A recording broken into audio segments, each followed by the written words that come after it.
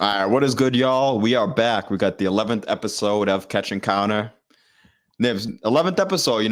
We're doing our thing. We're getting it there. We still got a long way to go, but we've came a long way already so far. So, how you feeling?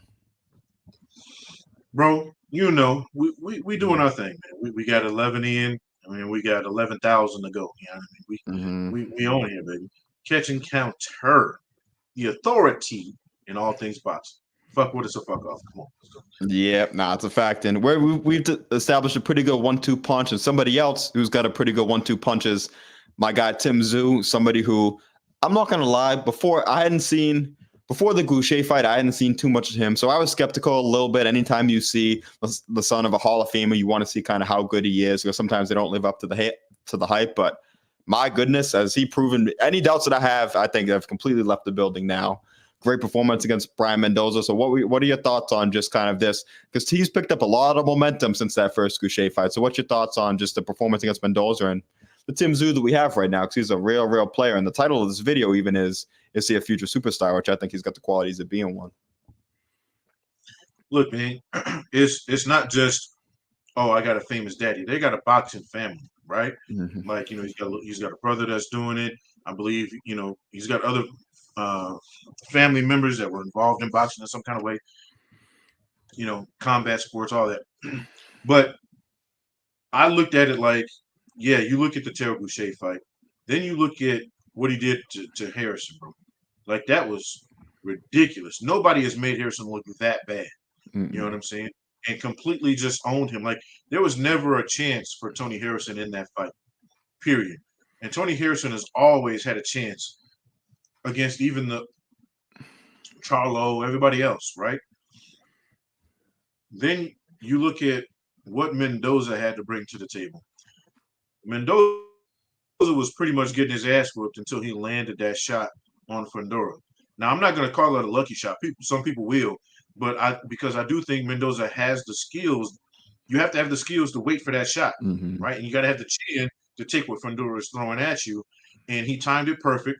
He took advantage of what Fundora was presenting. We talk about it all the time. It was his defense was laughable, but he took advantage of it. But you're not getting that with Tszyu. This dude is legit. People need to stop saying that he would never have a chance against Charlo. I do think Charlo is the creme de la creme of the 154 steel. But I'm here to tell you, a fight with him and Tszyu is some Broadway level shit. That's gonna be big time. And I think we all need to tune in for that as much as we did, even more so than we did for Charlo going up to fight Canelo, because it's gonna be a much more competitive fight. I'm I'm picking Charlo to win that fight in my heart. But when you look at what Tszyu can do, and he's gotten better every time, right? And his ability to make the adjustments real time, bro. He, I'm not saying I expected him to do that to Mendoza. I expected Mendoza to have a little bit more success than he did, but yeah, there's levels to this game. Mendoza is not on that level. No, he's not, and he gets a ton of credit from me too, just from the punishment he was able to take in that fight. One thing he showed is that he's got every ounce of dog you can possibly have in a fight or two. Just he's shown it before in the Fundora fights, able to come back from the losses. But I don't know if there's anybody else at 154 pounds besides maybe a Jabal Charlo who would have stood up to that punishment and been able to last that whole way too. But what do you think about this comparison? When I was thinking of the Tszyu Mendoza fight, I thought it kind of went like the Plant Benavidez fight. I thought Mendoza like playing kind of used his lateral movement early, but as the rounds progressed, the more Tszyu like Benavidez was able to kind of close the distance, and the more he was able to kind of really, and even though it was still a close kind of fight in the scorecards, it ended up being a wider fight just because the last few rounds were as one-sided as they were. So even kind of like Benavidez against Plant, I wanted to see Tim use his jab a bit more. I think he does a good job of setting up his shots without it, but even he had said, I think on Sean Porter's podcast afterwards, that looking back on it, he does wish he used his jab a bit more. But the thing with him, like you said, and I would still, I mean, man, would I? I guess I'd have to see what Jermell looks like at 54, because I always did pick Jermell to win that fight. I thought it was like a 70-30 fight, but I comfortably thought Jermell would have got it done. But now I got to see, is he that same guy that he was before going up to 68 and then kind of coming back down to 2 weight classes. Because one thing that Tszyu does is he applies that pressure from the opening bell. He's on you. He's moving forward. And he doesn't allow you to fight in spurts at all. And any of these guys who kind of think that you can outbox them for a bit and then kind of take little breaks in there, he is not somebody who's going to let you take any breaks. He's going to be on you the whole time. And I do think if we get the best version of Jermell Charlo, I think I still would pick him to win. But I'll tell you one thing, it's a hell of a lot tougher of a fight to pick now than I think it was when it was originally announced to be in January. Because as you said, the Harrison fight, I think Tszyu learned a lot from that. And to me, that took away any kind of doubts I had or questions about Tszyu. That showed me, okay, now this dude, he's not just a puncher too. He's a boxer. He knows how to box. He's not as slick as some of these other guys, but his defense doesn't get the credit I think it deserves to. It's not like Mendoza can punch. And it's not like Mendoza ever rocked him with anything crazy or anything like that. So he does keep the high guard well. And I think when he uses that jab, he's a tough guy to beat. I think you made a very good comparison. This is probably as close as it gets. My only difference, I guess I would say, with Plant Benavidez is I think Plant's a better technician than Mendoza is. For sure. So you always kind of felt like he could still land some decent punches, or he would try to. You would. It was always that. Well, he'll figure it out, and he just did. But I think that's a credit to Benavidez, right, and what he brought to the table. And then on the flip side, Mendoza hits way harder than Caleb Plant does. So, the thought with Mendoza always is no matter how bad it looks, he still has a shot because he can crack. You know what I mean? And he's good enough technically to know when and how to land those punches, right? That's another thing that people don't give Mendoza credit for. Again, just in the Fendora fight, right? He perfect timing, cracked him when he needed to, good night. But again, you don't get that opportunity because your opponent is just so much better than the guys you've been fighting before, right? Tszyu is mountains ahead of Fendora. Benavidez is mountains ahead of, Darrell. You know what I mean? And, all that shit Darrell talked, and you got out and the lights out, you know what I'm saying? But, and against Caleb Plant, who's not a heavy hitter, but because he, Caleb is a technician, he knows exactly when and where to throw those punches. You ain't always land the hardest punch to knock somebody out. You just got to throw it right. I didn't think he'd ever knock Benavidez out, but again, you thought he'd figure some shit out later on down the road. When it comes to Tszyu, I think that he's going to be, again, outside of Charlo, probably better technically than anybody else he fights in the division, right? So really, the only shot you really can give anybody coming up against him is, can you knock him out, right? Let's see what happens when you crack that chin more than once, because he can, Tszyu's got a decent chin on him. It's probably not the best, but it sure ain't the worst. Yeah, and I think a lot of people. Now keep going with your point.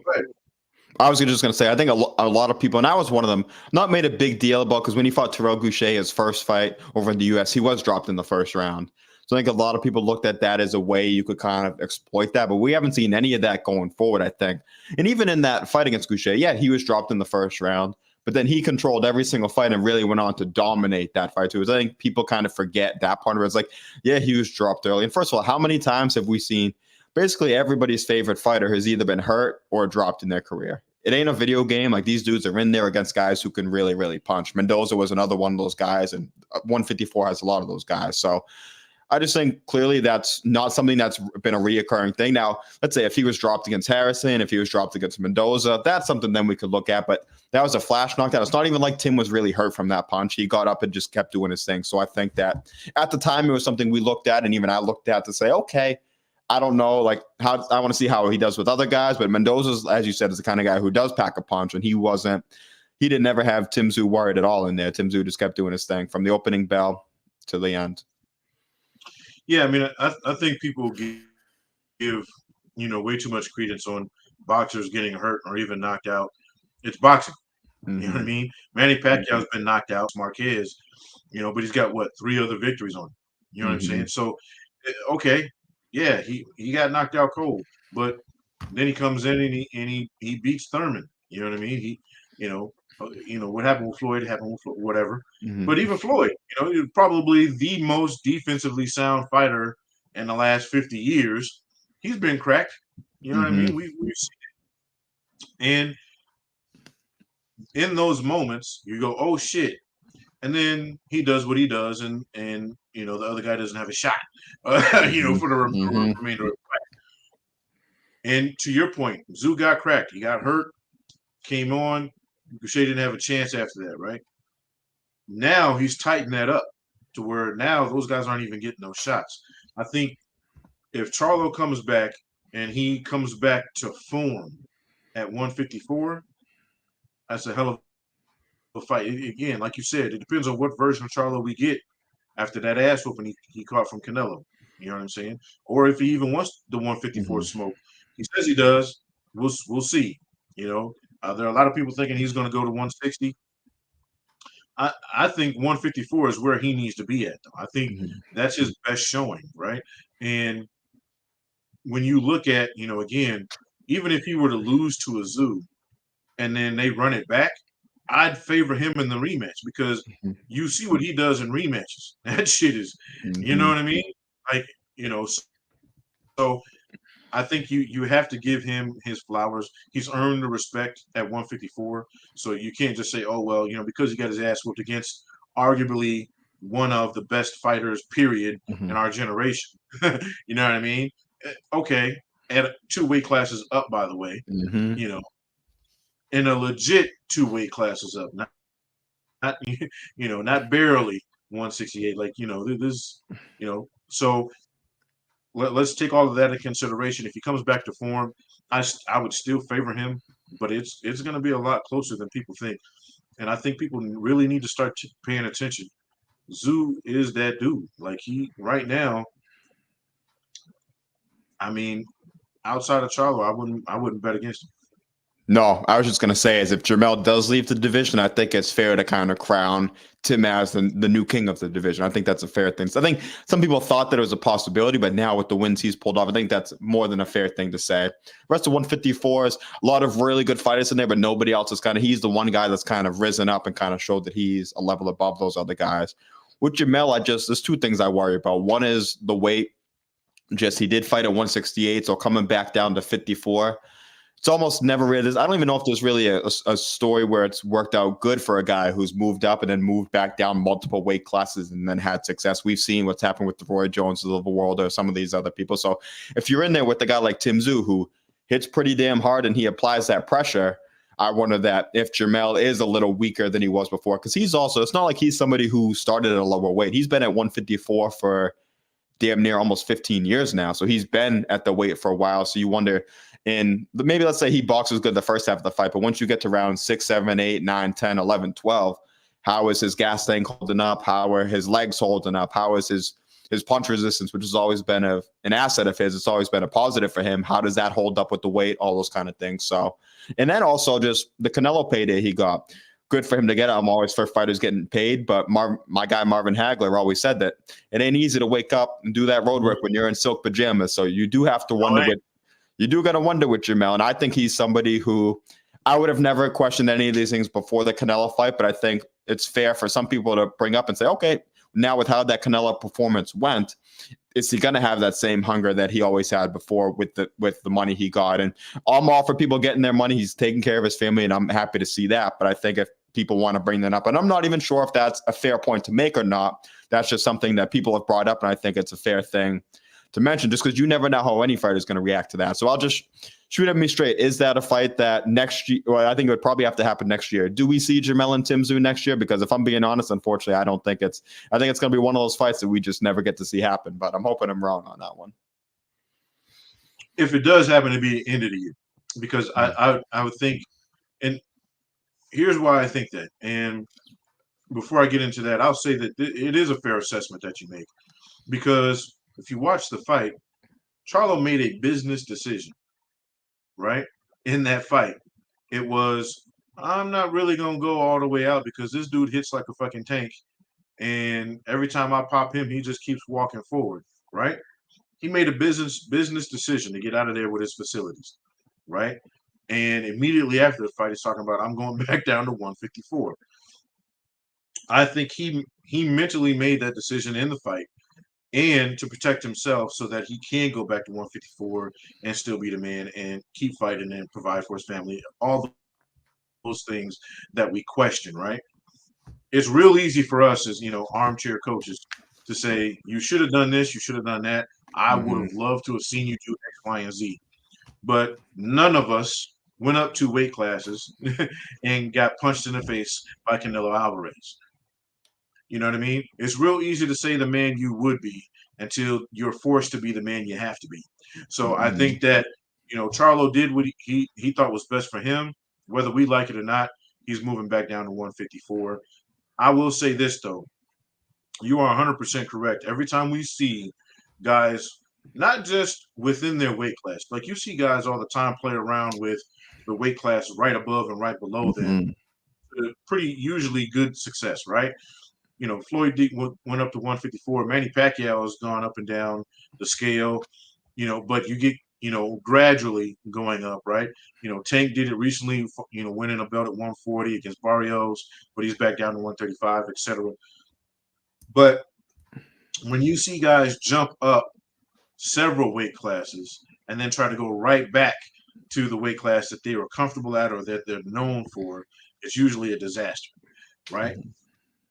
Like, as let's take an example. Let's say Devin Haney, instead of going up to 140 to face Prograis, says, you know what, fuck it, I'm gonna go up to 147 and try to fight Stanionis or give me boots right now. I think I can jump on one of them and get me a belt. You know what I mean? And further my legacy. It's probably not gonna go the way you want it to, even if you win, right? Because you'll find out, okay, maybe you weren't really ready, for the 147. Let me go back to 140. Let me go back to 135. But then your body's like, hold on, wait a minute, bro. Hold on. Give me a minute. So I think Charlo, if I were him, and the reason I think if it does happen next year, it'll be later in the year with Tszyu, is I think he'll be smart enough to take that tune-up fight or two before going right into, or I hope he would, before he goes into Tszyu, because I think he needs it. I think his body needs it. I think he needs to get back to being comfortable. Now, I'm not saying, fight Joe the cab driver, you know what I mean? But or Mendoza, because he just got beat by Tszyu, but a Mendoza type guy, right? Give me a guy that's right around that, we've already seen the Lubin fight. I don't need to see that again. But somebody on that level, you're comfortable with. But I think Tszyu is if not on your level, he's right there. And it's that you talked about Roy Jones. Roy Jones, prior to going up to heavyweight, to me was in another universe from Antonio Tarver. But then he got humanized by going up and taking them heavyweight punches. You know what I mean? As great as he is, taking heavyweight punches is a whole different world. And then he tried to come back and fight the next best guy in his division and made that guy even more big time than he was. Antonio Tarver owes his career to Roy Jones going to heavyweight. But to your direct point, I know I'm all over the goddamn. Nah, you good. It was what's in this cup. But I'll say that they fight at the end of the year next year, and Charlo gets a split decision. Okay. The one thing I wonder with that is I agree with you. I think that would be in Jamel's best interest if Melo is going to stay at 54. I think you do want a fight before, but I wonder is that even when he was saying after Canelo fight he said I want the big fights. I wonder if he looks at a tune-up to say I'm bigger than that at this point. Now, I'm not saying that's not the right decision to make per se, but I wonder if he's at the point now where he's saying it's Tim Tszyu, it's Bud, or it's nothing for me, or I'm going up to 160. So that's the one thing that I worry about with him for that. We got a few comments. We got our guy Hybrid in here once again. Salute to you for tuning in. He said he had Charlo winning last year, but my thoughts have quickly changed. I think a lot of people say that. I know Mel was like a 3-1 favorite when the odds opened up when they were going to fight in January. I'm sure those odds would be, even if he's the favorite now, it's a lot closer to even money, I'd bet now. Backyard Profit, salute Fight Family, salute to you as well. He said Tim Tszyu is definitely the real deal, but I don't think he's the complete fighter yet. I think I don't think most guys aren't complete fighters. I do think that's fair. I think he's also getting closer with each and every fight that he takes. As TJ says right here, salute to you, TJ, as well in the chat, saying he fights one more time this year, possible fighter of the year. I think that's a fair thing. I don't know if I think they were saying that they're looking for a January or February, but even without fighting another time this year, I think the problem with him is that we've seen the great performances by Bud, by Inoue, but Tim Tszyu's got 3 wins this year. He beat Tony Harrison, he beat Ocampo, and he beat Mendoza. He's at least, I'd say, on my ballot for an honorable mention. He might, now I think the other guys have better number 1 wins, but if you're going by a guy who has to fight multiple times, then I'd say he's got to be in the running for it. And then TJ also says he sees Mel going to 160, which I do think at the end of the day, that's what I do think happens. I would love to see, I hope I'm wrong, because the Tim Tszyu and Jermell fight has now became one of the biggest fights I think you could make in boxing. Even if it doesn't cross over into the mainstream world, I think in boxing, it's a fantastic fight and the styles would match up. I mean, is there any chance that fight would disappoint with Tim Tszyu and Mel back at 154? I don't think there's any chance it would, but let me play matchmaker a little bit real quick. So without a doubt, the Mel fight would be the fight that we'd want to see. But let's say Mel goes to 54. I have 2 different plans that I would want to see for Tszyu and for Mendoza. The first one for Tim Tszyu would be Tim Tszyu versus Brian Castano. I know that Castano hasn't fought in a bit, but I think that would be, to me, a fantastic fight. I think they kind of mirror each other in ways. I just think that Tim Tszyu might be a bigger, stronger version. Castano's quicker, but I think that would be a great matchup. And if he were to fight Castano, I think Mendoza and Erickson Lubin would be a fantastic fight too. I think guys who are kind of in similar spots, Mendoza just got the win after Ramos, but then a rumor I've also seen is, what if you see Tim Tszyu and Lubin, which that ain't even a fight I'm too upset at either. Tim Tszyu and Lubin coming off his win, and then maybe you see Mendoza against Ramos in a rematch. They've already fought once, but maybe they fight again also. And TJ saying that he thinks he likes the Castano fight, was just saying that. And Jesus Ramos, I think, would be an interesting fight. So do any of those fights stick out to you? Is there one of those fights that would be the favorite for you? Tim Tszyu and Ramos, I think, would be a great fight too. But I think that after this fight, whether or not people thought he won, I think because it was officially a loss, I think they're going to look to maybe get him a win before they look for a Tszyu fight. To be honest with you, I'd give me all of them. But I think for Tszyu next, if he doesn't get Charlo, which I don't think will happen, but let me just say this before I say anything. I'm going to watch any Tim Tszyu fight next. I don't give a fuck if he's fighting you, Jack. I'm gonna be rooting for you. I'm gonna be rooting for you, buddy. But look, give me any of them. Yeah, they got to pay me a lot of money. I'll pull all those negotiation taxes, bro. They better pay me a lot of money, and and we better find a catchweight. I ain't making 154. That's a fact too. So, bro, they better pay me a lot of money because I'm only leaving. Get you a catch and counter tattoo across the chest. Yeah, I'm only leaving one way in that fight, and I ain't leaving on my feet. So we'll see how it goes. But I got more faith in you. I think you get to 12. Okay. But because you can catch and counter, baby. But anyway, see what I did there. But I think for Tszyu, all jokes aside, I think he can pretty much call his shot right now because, outside of Charlo coming back and maybe getting one of those opponents, maybe he runs it back with Castano again, right? Which I don't think anybody would give him shit for. Maybe he does Lubin again. Lubin just coming off his win. Maybe one of these guys says, "Hey, bring Fundora's punk ass out and fight him. Give him another shot to get back in the limelight." I don't know where Fundora is or what his plans are, but maybe you give that guy in here. I would love, though, for me personally, I would love to see if it isn't Charlo, I would love for Tszyu to fight either Castano or Lubin. And the reason I say Lubin would be more exciting for me is because I think we do get the version of Erickson Lubin that we wanted to see against Ramos, right? The Erickson Lubin that we saw against Fundora. That's the guy, right? If you get that version of Erickson Lubin, that makes a fight against Tim Tszyu lights out. Problem I have with either one of those is I think Tim Tszyu wipes the floor with both of them. But I would want to see it though as a fan.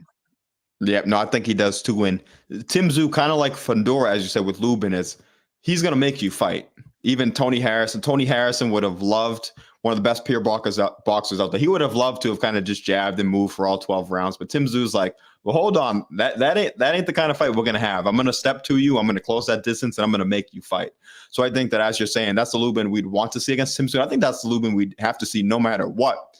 Because once you get in there, I think you got no choice but to fight him off. You can stick and move for you saw Mendoza do it for a little bit early, but at the end of the day, I think that once that pressure starts applying, you're going to have to get him off you for sure.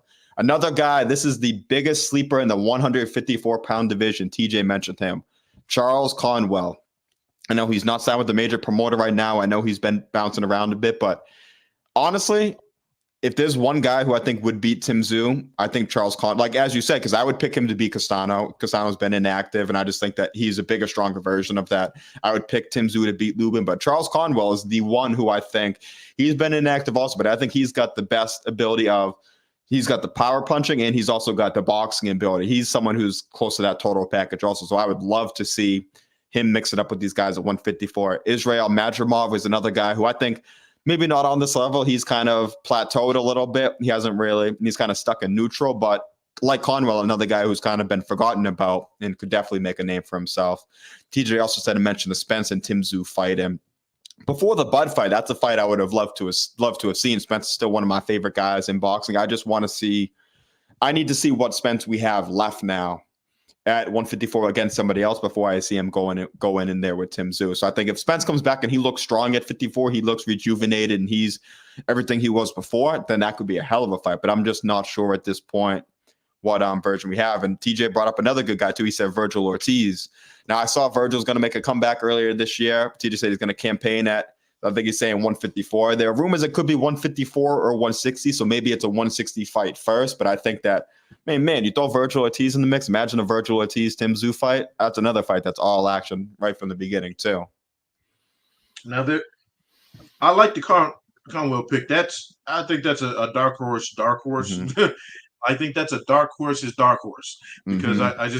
Because everything you mentioned, it's risk reward, right? For anybody at the top five, because you're looking at a guy who has legitimate skills.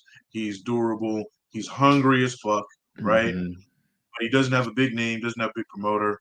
It's not something that your average casual fan is going to want to buy, right? So I think that's why that's a dark horse for me. As a fan, though, that's one of those fights where you go sign me the fuck up, right? Mm-hmm. I'd watch it in the backyard. I think Magomed, he's interesting. I think he's a guy, right? But again, not a big enough payday, mm-hmm. right? What about Garcia, bro? I mean, he hasn't fought in a while, but he did move up to 154. He's a name, mm-hmm. right? So even if you think he can be handled, right?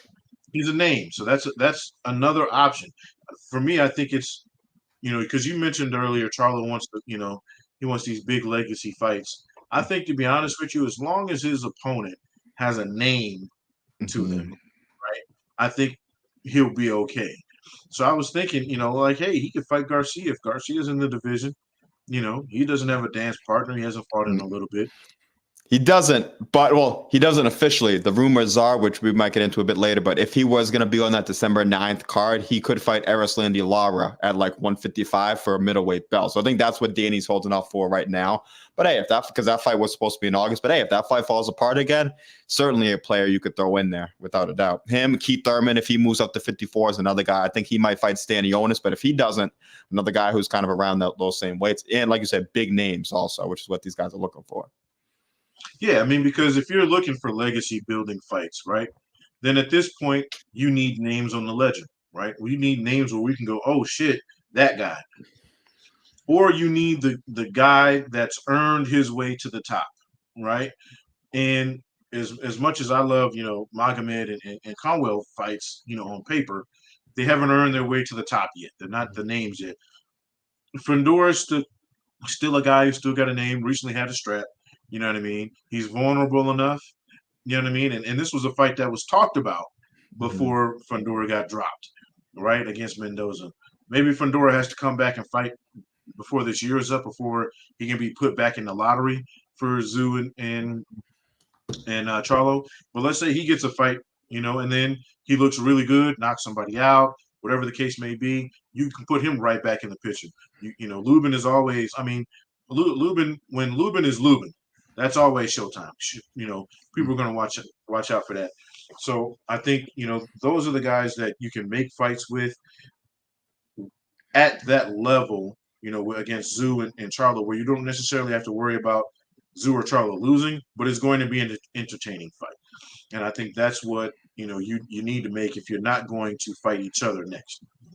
Yep, and then this is a good comment here that I pinned because I didn't want to forget it. Saying he's talking about Magomed Kurbanov, which I didn't know when I was saying Madrimov. I don't know if that's who you were speaking on or if you actually meant Magomed Kurbanov. Yeah. Okay, yeah, because I see Backyard Prophet making a good comment here saying that he's beaten Michelle Soro, Patrick Teixeira, and Liam Smith, but those are very fair on paper, and he is somebody who's in the running for these also. Bakra Marataziev, I forget his name, but the mandatory for the IBF, same kind of position he's in.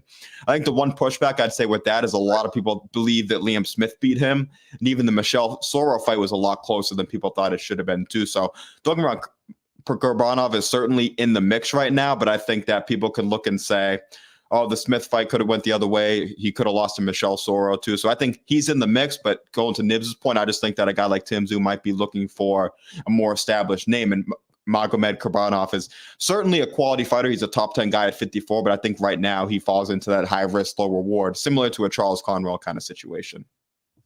Yeah, I mean, there's a whole bunch of shoulda, coulda, wouldas. Like, he shoulda, coulda, woulda lost the fight, but he didn't. He got the dub, no matter what you think of the guy. And when you get the dub, you get moved up, right or wrong, right? So it doesn't matter whether you deserve it or not. You get those wins, you get moved along. It just is what it is. Sometimes when you lose those close fights, you don't really move up, but you don't lose your spot either, right? Like a Smith, he's a still respectable name. People are still gonna show up to watch him because you never know, right? But I do like the way he fights. I do think it's someone who's got an undefeated record. You could say, okay, give one of these guys a shot. Nobody would give you shit for it. Is the point I'm making. Oh, no. If you fought a Charles Conwell, if you fought a Magomed, if you fought one of these, no one's gonna give you shit for taking that fight, especially with these undefeated young hungry guys. Get them out the way, and then you take a Charlo or you take a Tszyu, depending on which side of the argument you're on, right? No one's going to give you. No one's definitely not going to give you shit for fighting Fundora or Lubin or Harrison again. If he comes back, God forbid. I think that brother is still in the hospital, but they still got him ranked. I would say a Harrison type guy, right? Or again a Danny Garcia dude if his fight falls through again. No one's going to give you shit for really any of those fights. It's maybe if you start fighting some of the losers, right? Like the Soro, like if you fight the Soro or the Smith, they're like, yeah, but that guy lost. Ramos, he just lost to Lubin. People are like, yeah, but he just lost to Lubin. Like, I don't want to see that. Casual fans, right? And they're gonna be like, I don't want. That's what they want. Yeah. Even to back our Prophet, just to your point, we appreciate you saying fair assessment, but this isn't either one of us saying that we don't want to see him in these fights per se, because I would like to see him in these fights. I'll even say right now, I think if you were to throw his name, Israel Madrimov, and Charles Conwell in a hat, mix them up and get any of those matchups between those guys, I think those are fantastic matchups. We're just saying, I think from the point of a Tim Tszyu, look at that, he wants to come over, especially he wants to come over to America and I think fight our big name American guys to build his profile. And they might look at a fight like that, even though we would love it as hardcore boxing fans as a fantastic matchup, the business wise, it might not add up to what they're saying. But I appreciate you shouting out his name because I was going to get to him, but I appreciate you throwing it out there. Nibs got to him before me anyways, but because he without a doubt is like Conwell, like Israel Madrimov. They're kind of floating out in the wings right now. They're kind of just waiting for a shot because they all have solid wins, but we're waiting to see kind of who takes the flyer on them because they're all kind of just bouncing. But neither one's backed by a major promoter the way that all three of them should be right now too. The outside, not so much dark horse, Bud. Bud wants to move up, right? Let's say you convince Bud to say, hey, I know you want to fight Canelo, but that's 168, bro. You just fought at 147. come up and fight one of us. See what you're working with. You know what I mean? If he doesn't take the Spence rematch, I think they are doing the rematch, right? But they're saying that's going to be by the end of the year, if not early next year. If that falls through, Bud is somebody, or even Spence, right? One of those two guys, they both want to go up. I know they got plans to dance again with each other, but you never know. This is the boxing business, right? Shit falls through all the time for a number of reasons. One of those guys could potentially be, and that would be big time. You get either one of those dudes, you could pretty much, sell out. Pick the venue, it'll sell out. Yeah. So there's a lot of options. And that's the fight the fight that I do think we will get. I don't think we get Jermell and Tszyu. I do think we get Bud and Tszyu at some point. I think maybe next year. I think if Bud does look to move up, he's a WBO super champ, so he can move up and activate mandatory status right away. Tim Tszyu said that's the fight that he's looking for, and I don't doubt that Bud was signed on the dotted line, certainly, and I don't doubt Tim Tszyu was signed on the dotted line for that fight either. That's a fantastic fight. That fight, I think we would see, go back to Backyard Prophet's point earlier about maybe some of the shortcomings of Tim Tszyu coming out in a fight like that against the absolute best of the best. But I think that's what it would take to show that, as he said, maybe not all the way a complete fighter. He's not, if you go into a video game, yeah, everything might not be a 99 overall or anything like that, but he's got a lot of things in the 80s and a lot of things that are in the 90s too. But I do think that a Bud fight with Bud, especially the counter punching ability of Terrence, the IQ, the speed, and all those things, I do think that could give Tim problems. But man, that would be a hell of a fight. And I think that that's probably the most realistic super fight out of all these fights at 54. But Bud says, and whether you believe him or not, or how what level these guys are at is it can be questioned. Bud says he spars with heavyweights, bro. Mm-hmm. And I almost tend to believe him because I don't think I've ever seen Bud hurt. You know what I mean? Like, with guys his size. I think It's been a while. I think it's been so. Yeah, I think Gamboa kind of wobbled him a bit. I was 13 years old. Like that was a decade ago. And then Mean Machine had him buckled a little bit, but like I said, never on the verge of really worried per se or anything. Just flash moments, kind of like Tim Tszyu against Goucher, and then he recovered and knocked both those guys out. So that speaks more to my point. So it's one of those things where you could see Bud fighting anybody. And he's calling out Charlo because of what just happened with with the Canelo fight. So people who might think, oh, hey, this is something that nah, that's not going to happen, bro. He wants that smoke. Like people don't understand. Bud legitimately thinks he's the best. Period. Like he really thinks he can beat Canelo. Mm-hmm. I don't think it's hyperbole. I think he really thinks he can beat Canelo right now. He definitely thinks he can beat Charlo. So give me Bud against either one of them, to be honest with you. And I think I'm taking Bud. You know what I mean? Like against either one of them, because I think he is a level above them, which is saying something. I would too. And I think just going back to what you're saying, the guys that we think could give Tim Tszyu problems for me is a guy who can move a bit and a guy who can select the shots in between his shots. And I think that Terrence is the perfect kind of guy. Once again, as we say, we're sitting here talking into a microphone. A lot easier said than done to stand up to a guy like Tim Tszyu and kind of pick your shot. But I think that Terrence is, unless you are a Terrence Crawford, you won't be able to do it. But I think as we've seen recently, Terrence is that guy. And I think that if there's anyone who's going to be able to do it, I think he has the recipe to be able to do it. Brendan talking about what's next for Tank. It's a good question. Mm-hmm. I think the last thing I saw is he's not going to fight at all the rest of this year. Like he's taking this year off completely, and then he's going to be looking to come back the beginning of 2024, which is sad because Showtime is blowing the bag, with that. But what I'll say is I think he'll have any option he wants. It's pretty much whoever wants the smoke with him. I think, Shakur will have a belt by then. We all think that's what's going to happen, right? Shakur will have a belt by then. So you can pretty much, that would be a fight everybody wants to see. Devin Haney is still an option if he can beat Prograis. If he loses to Prograis and wants to come back, whatever the case may be there, I think he could probably move up and catch a Tszyu at 140. I think he's got a lot of options. I mean, even Rolly's got a belt now at 140. Maybe running back to him unless somebody else gets to him first. But to answer your question, Brennan, I think whatever he wants because he's Tank. Yeah. And the unfortunate is, I believe I know what is to be next. I think it would be in the January, February timeframe, and I think it's looking like it's going to be the Isaac Cruz rematch. Which, I mean, I'm kind of up and down on that fight. I'm kind of cool with it because a lot of people said, "Oh, you can argue Isaac Cruz won." Very close fight. Isaac Cruz did not win that fight, though, so I want to make that clear right now. He exceeded expectations without a doubt. You could say it was 7-5, maybe squeeze out a draw. I think it was an 8-4, 7-5, very competitive, close fight, but I think Tank definitely won.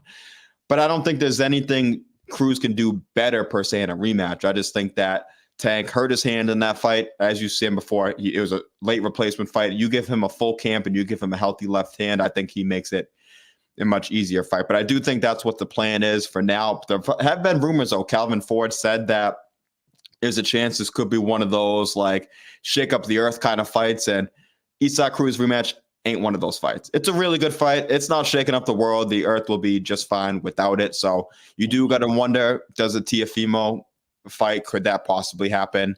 Does a Lomachenko or something, does he do a one-off with them, something like that? Not realistic things, you never know, but when Calvin Ford throws out a word like that, or like they're hyping up the fight, you always got to wonder. I hope they're kind of not doing that to just drop this Isaac Cruz rematch on us, because it's an okay fight. I'm not mad at it per se, but let's not make it out to be something that it's not either. It's a good, solid fight. He can get back and prove that he's clearly the better man, which neither one of us two are doubting that. But I think some people the casuals might say, oh, Isaac Cruz, this, that, whatever.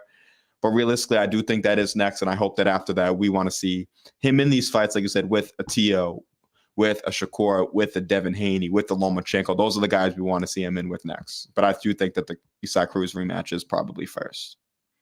All due respect to Pitbull Cruz, he hasn't done anything since the Tank fight. Nope. That makes me go, I gotta see that again. Mm-hmm. Right? He's done exactly what he did up to that point to get the first fight. He's a really, really solid pro. Isaac Cruz he's not, in my opinion, Hall of Fame or anything like that. No. But he's gonna go down in history as one of those guys, right? He's gonna have a hell of a solid fucking career. He's gonna be a problem for anybody you put in the ring with him, not named Tank.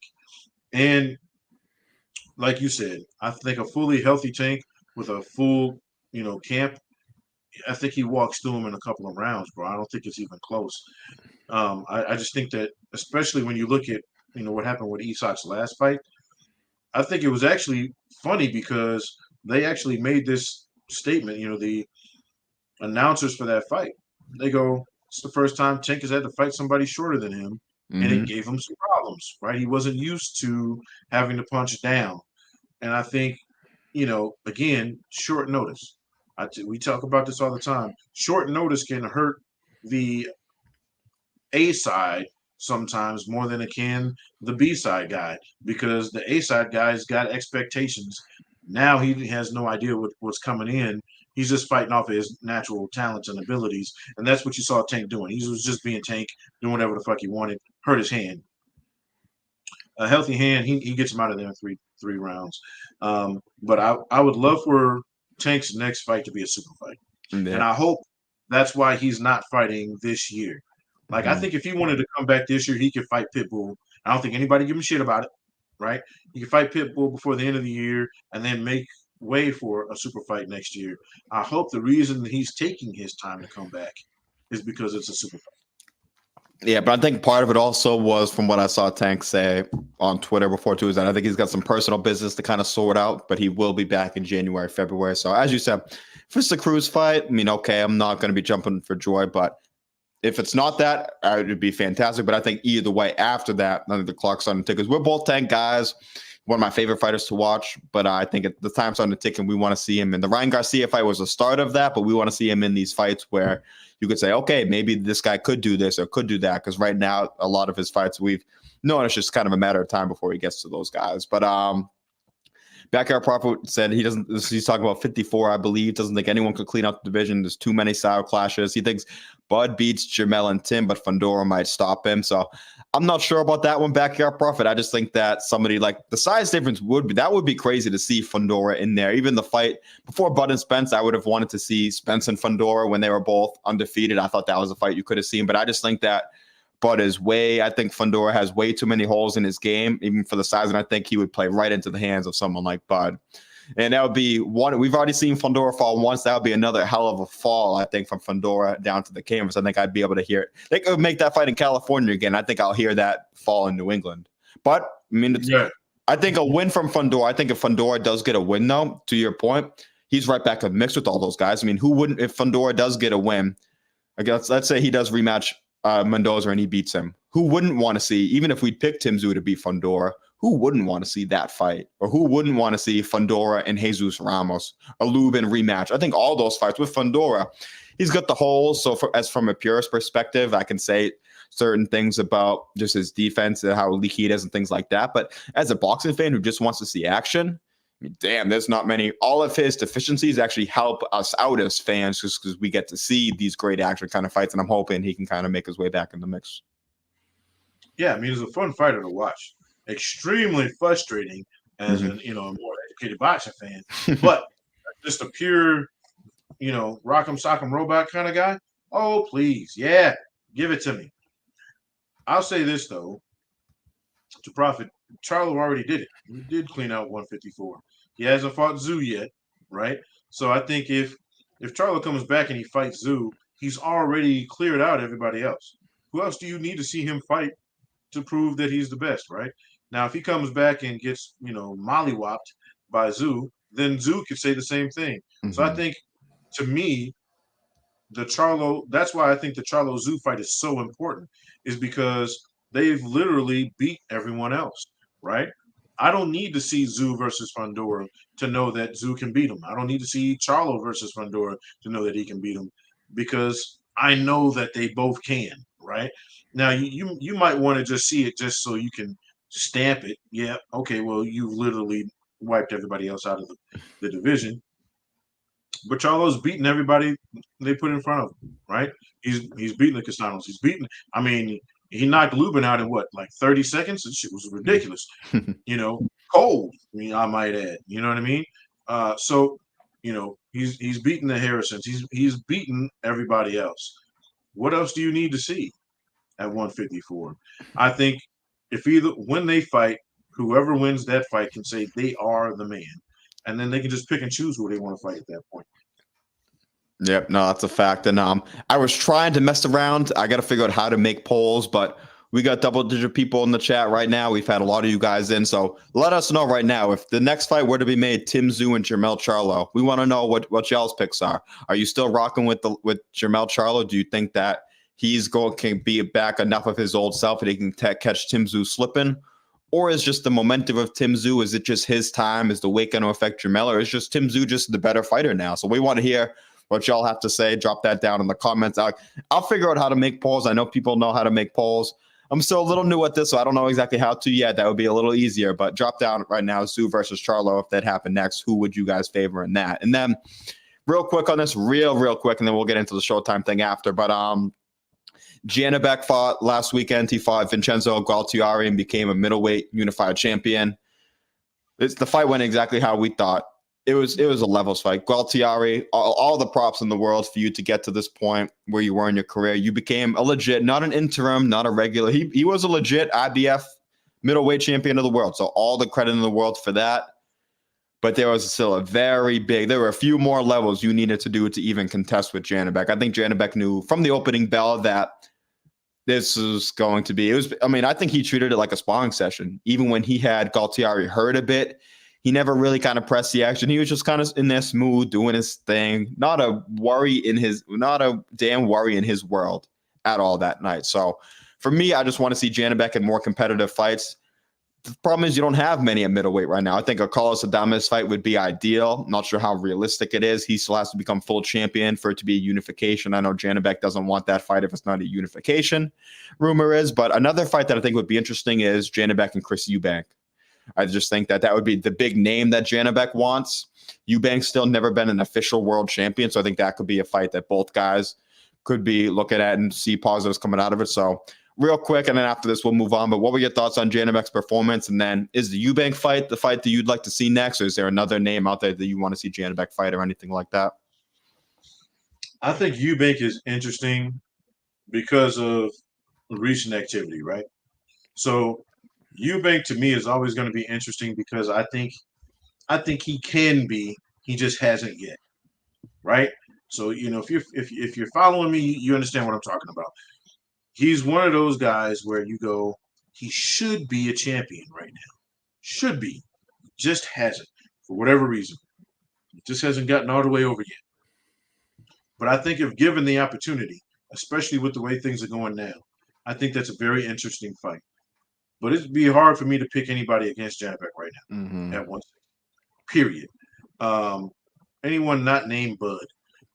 Look, and what was so disappointing about that fight, it's the same thing people bring up against Charlo and Canelo. Not to the same degree because these guys are in the same weight class. They actually, when you look at them, their measurables are pretty identical. But Kichara didn't even want to fight. He wasn't throwing any punches. He wanted zero smoke in that ring. And it was just this, it was, you literally got to watch Janibek beat a punching bag, right? Again, I respect anybody who gets into the ring. If you win a championship, if you get a belt strap of any kind, right? I don't give a fuck if it's the IBO title. You earned it. You're going to get respect from me because I'm going to tell you right now, I'm not jumping into anybody's boxing ring. Fuck that. I got kids, bro. I'm trying to remember my name tomorrow. So, I respect any man who does it. But if you do it, give a good showing. You know what I mean? Now you're pretty much, no one's going to remember you. And you're probably not, it's going to be so much harder to get another opportunity because you showed up and didn't do shit. You know what I mean? You literally let this dude just beat the shit out of you for a couple of rounds. So I think if he would at least punch back or have been more competitive, you can give a little bit more weight to it. But I don't think it really raised Janibek's profile anymore. He beat a punching bag. You know what I mean? He gets an extra belt. So we get to say he's the man at 160, but 160 right now is a little thin. So a fight against Eubank where if he'd have fought a guy who was fighting back, you could say, oh well, you could give a fair assessment. I don't know. Maybe Eubank has a shot. You know what I mean? I mean Eubank has a chin. A decent one anyway, but Janibek is a whole nother motherfucker. I mean, he's kicking like a mule. So we got to see. Until somebody beats him, I'm rolling with Janibek. Yeah, I am right now too, especially with Jamal. I mean, I give Jamal Charlo credit because he's somehow held on to. I mean, that's our guy too. We rock with both the Charlo brothers, but Jamal, I should say, somehow still holding on to that WBC belt. I don't know how. He hasn't fought since January of 2021. But he's still, or 2022. So it's been, it's January 2021, I believe. Let me just double check that because it almost seems crazy to say that. But I think that's the last time when he fought Juan Montiel. I believe it was June 19th, 2021 was his last fight. And he is still the WBC champion. So I give him credit for however he's been able to hold on to that belt. But it's hard to even consider him in this division right now because he hasn't fought that long. And I think if he does come back, even if he's going to come back and fight Jose Benavidez, I've heard that could be at a catch weight and he's looking to go to 168. So with him out of the picture, I do think that Janibek is the guy in the division. I think that Eubank's a really good fighter. He showed a lot in the Liam Smith rematch, but I just think Janibek would use those angles and he would kind of put the pressure on Eubank. I think Eubank would really struggle with that. But I agree with your point on Janibek, just didn't really change. He's still who I thought he was. The big thing with boxing, in these fights, we want questions to be answered. So with Tszyu and his fights against Harrison and his fights against Mendoza, we got to answer some questions. We weren't able to answer any questions with Janibek because he's just the same.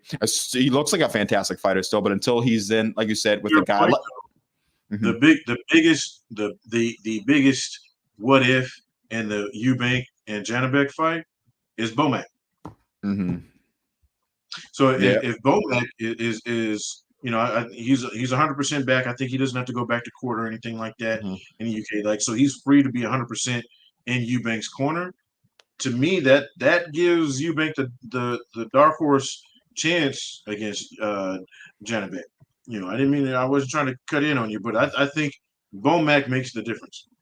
No, that's a good point. And I think that even with Bomac, I'd give Eubank a better shot. I just think that Eubank's really good, but I think he's kind of basic, and there's certain patterns that like Smith was able to catch on in the first fight. So I just think that Janibek would probably still be able to take care of business. But I want to touch on one more fight in this undercard is Keyshawn Davis. Now we talked about how he was making the comments about he was going to get the highlight knockout, and we had said, okay, that's all well and good, but you got to then deliver on that, because when we were on here, we were saying that Wu Albright is a solid fighter.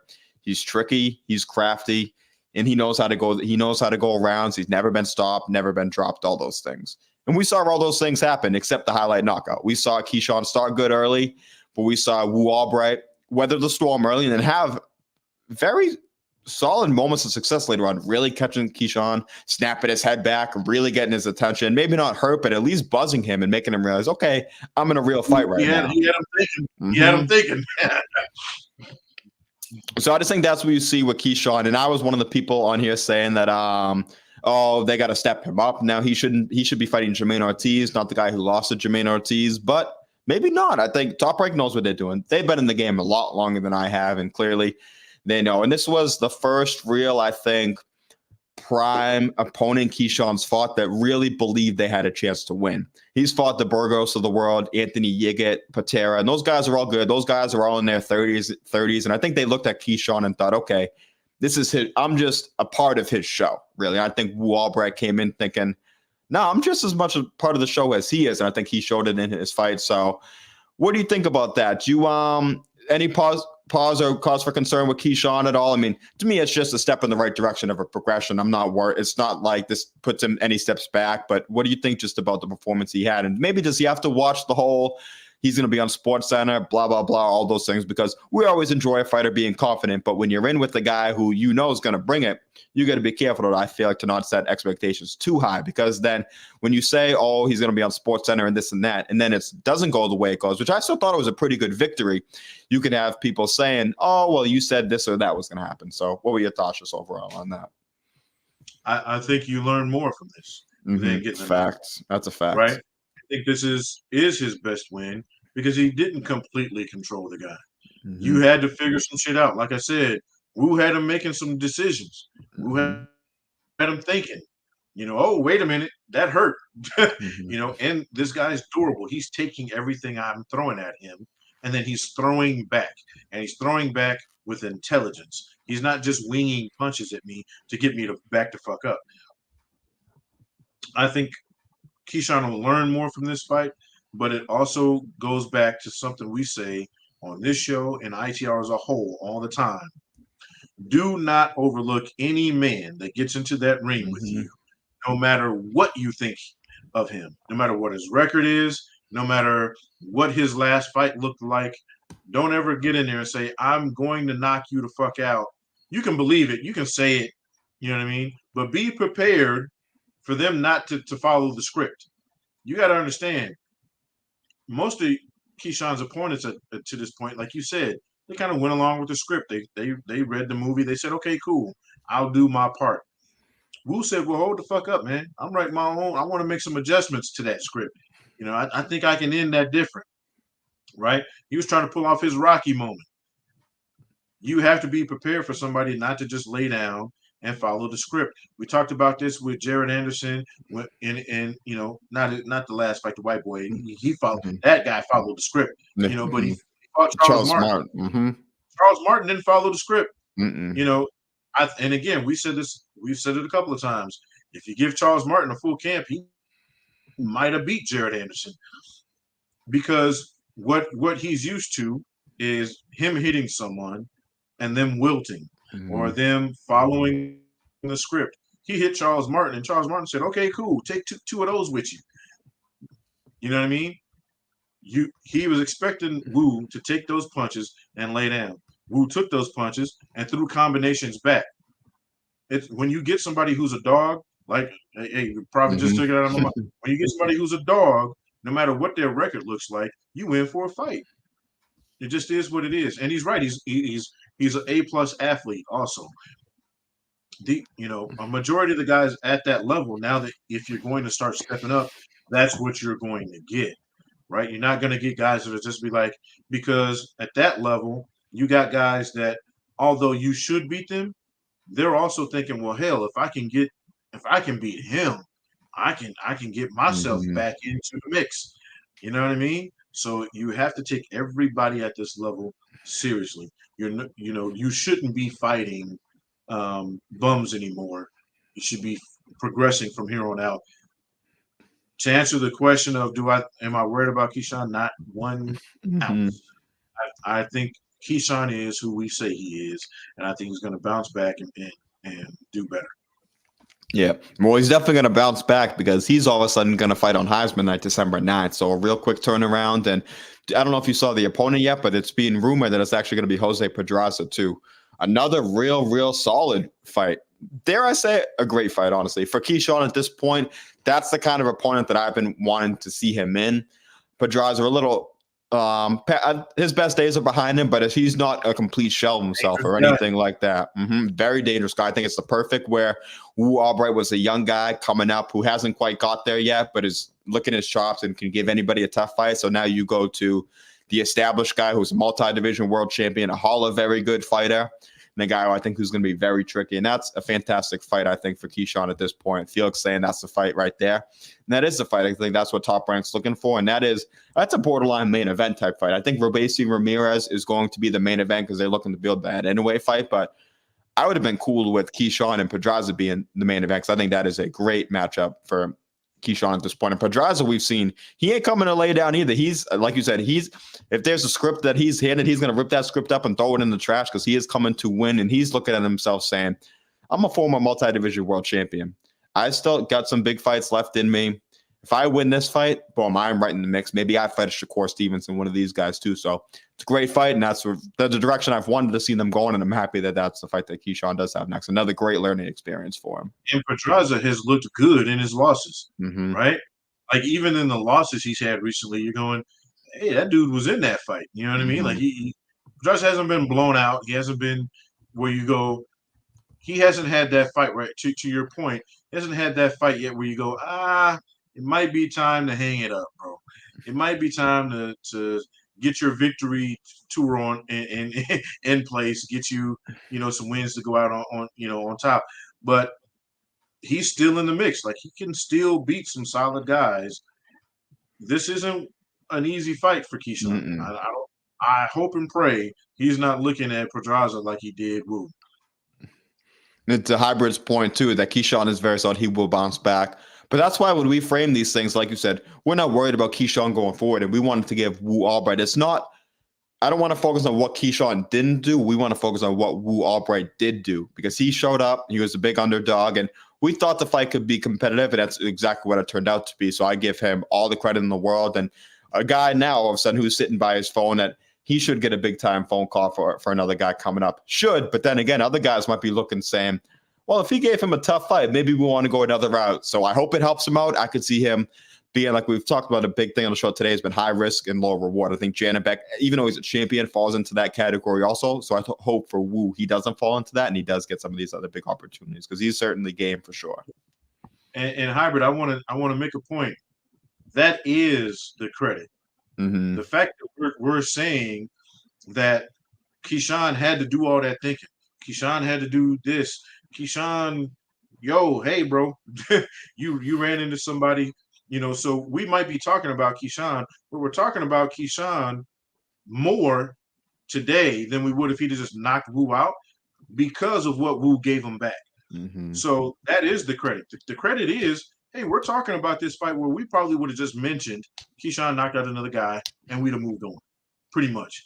Would have been maybe a minute and a half segment on that. We're talking about this because, hey, look, there are a lot of Woos out there. You know what I mean? There are a lot of guys who are going to come in there and flip that script on you and be ready. And Wu was ready. So that is the credit.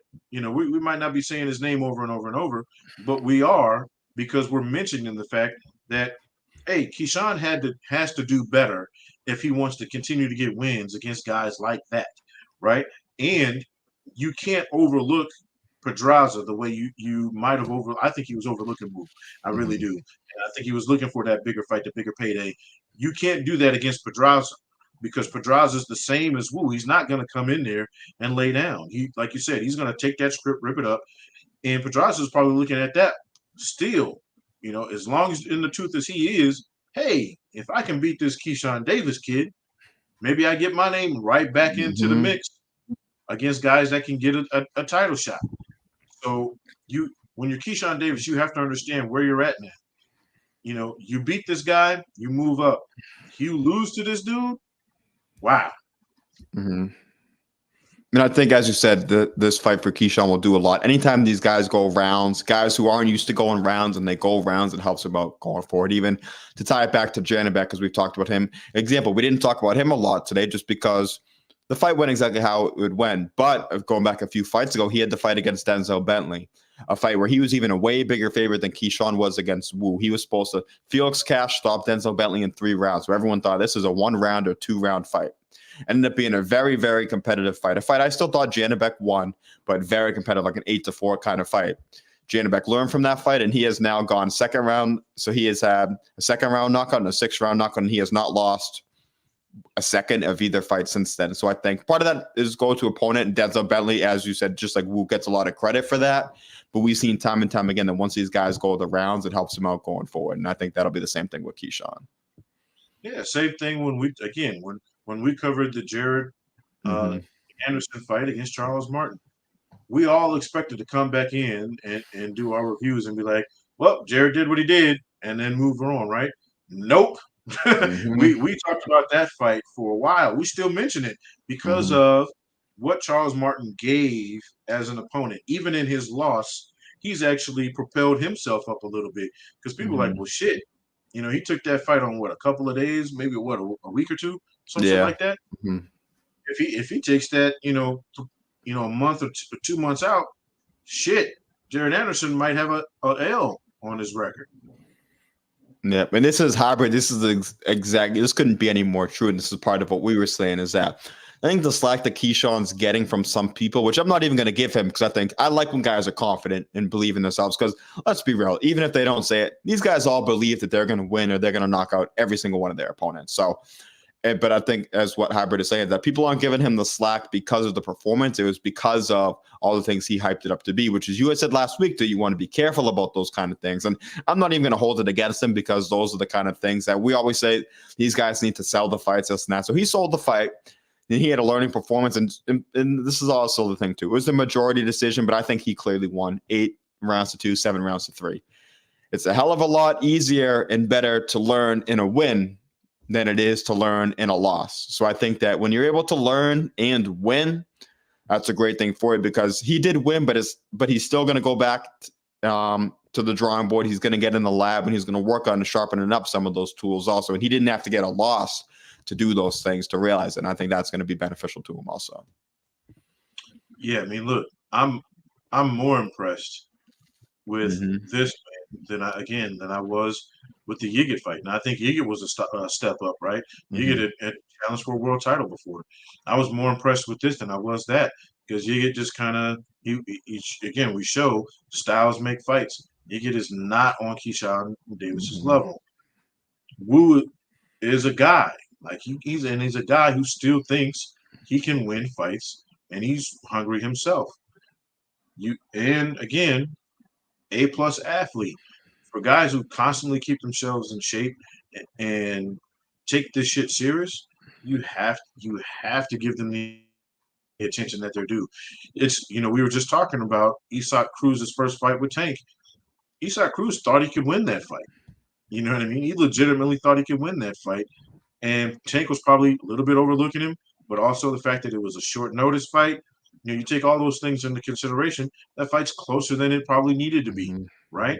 We see them all the time where, you get these guys where they're either being overlooked, their talent isn't given. People think because they've been in rough, right? It's another thing, too. Wu's had some fights. Like, he's been in with some guys, right? So, yeah, if he's got some losses on his ledger, so what? He's still a guy. He's been competitive in all those fights too. Exactly. He's never a guy to be whitewashed or knocked out or anything like that, to the least. Well, what's the guy gave Munguia everything he could handle? What was it? Derevianchenko? Sergey Derevianchenko. Right. We talk about him all the time. Look at all his losses. World champs. Yeah. You know what I mean? So he's got some losses. I still think he could beat some of those dudes in a rematch. Mm-hmm. Why are you playing? Just because you got a handful of losses, you have to look at who those losses were to and how it went, right? Does this guy always get knocked out? Does this guy getting blown out in every one of his losses? Is he so much further down than the A side?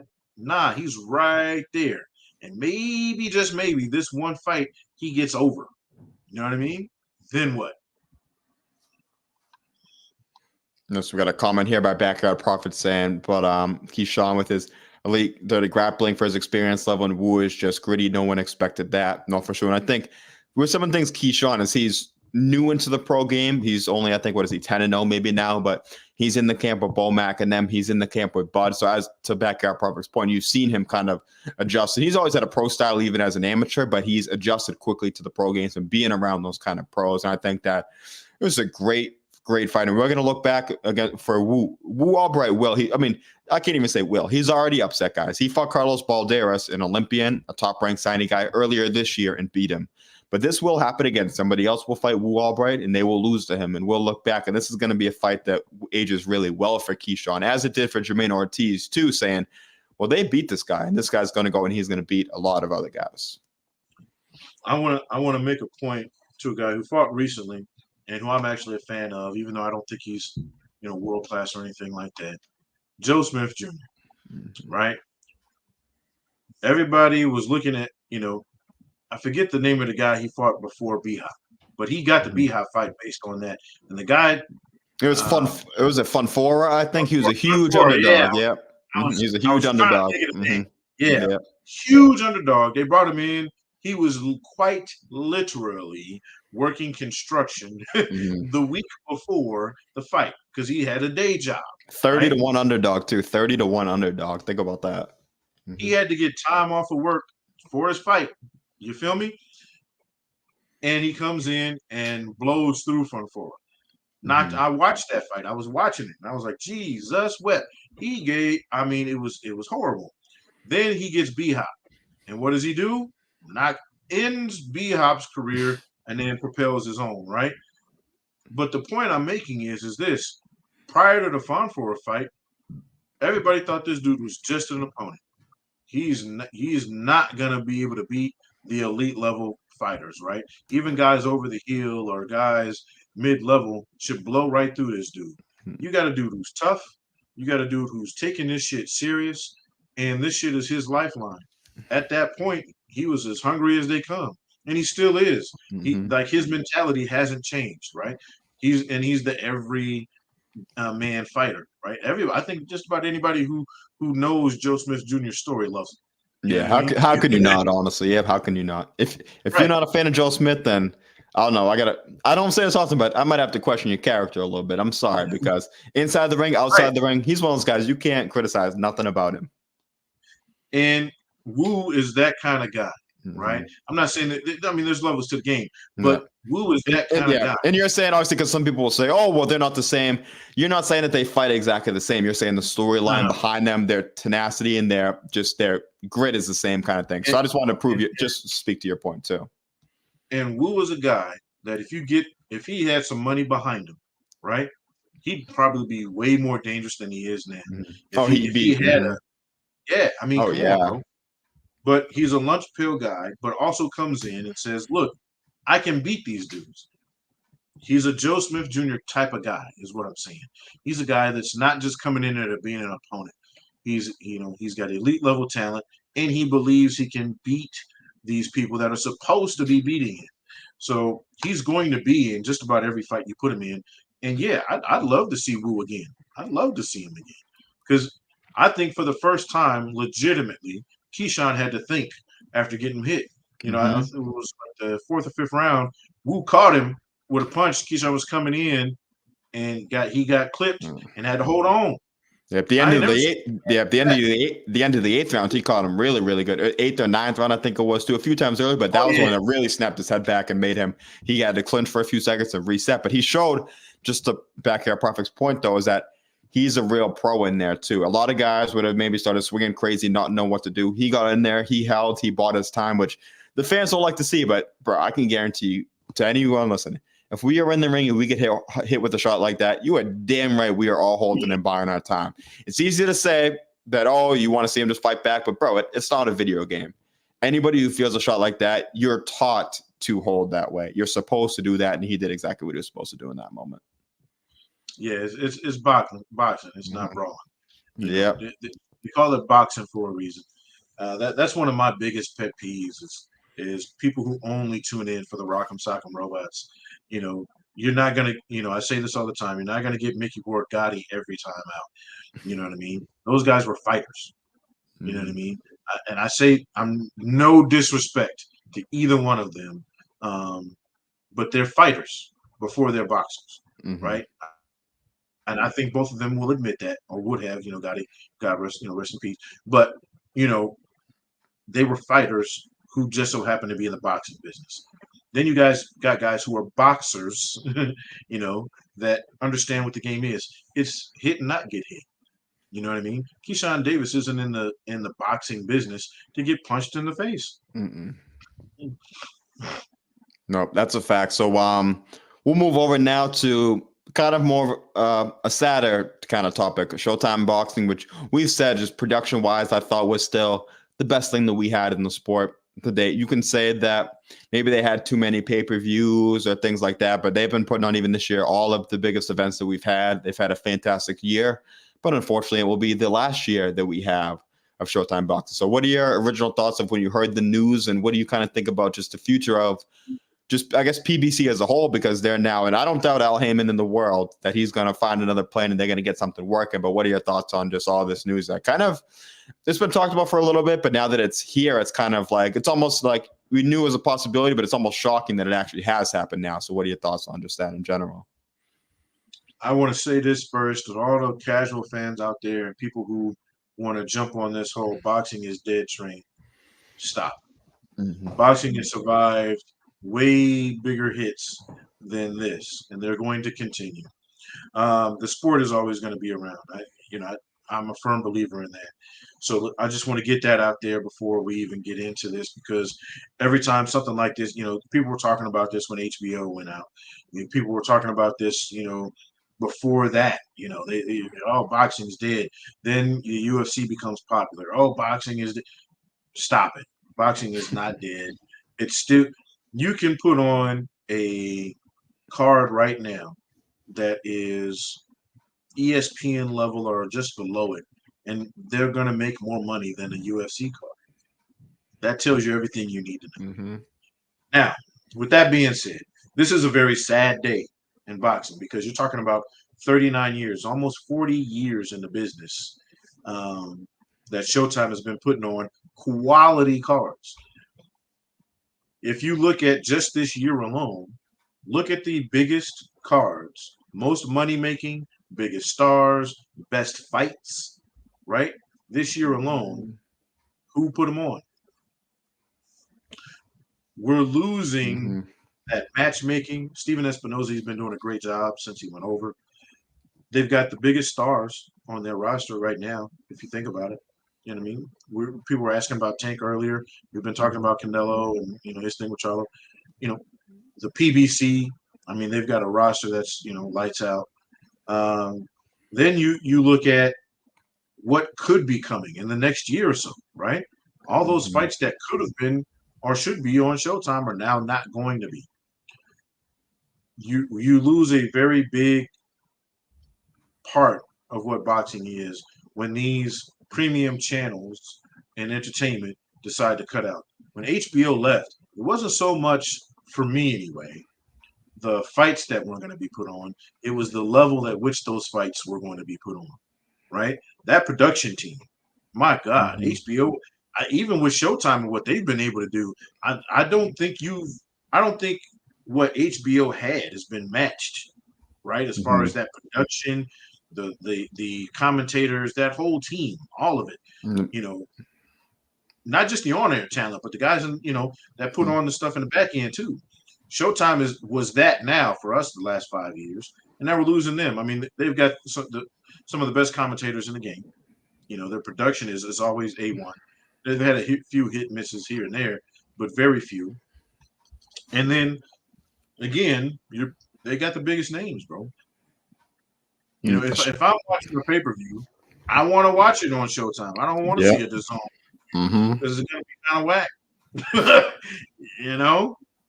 Right? Tuesday night fights. Then we're not even talking about the pay-per-views.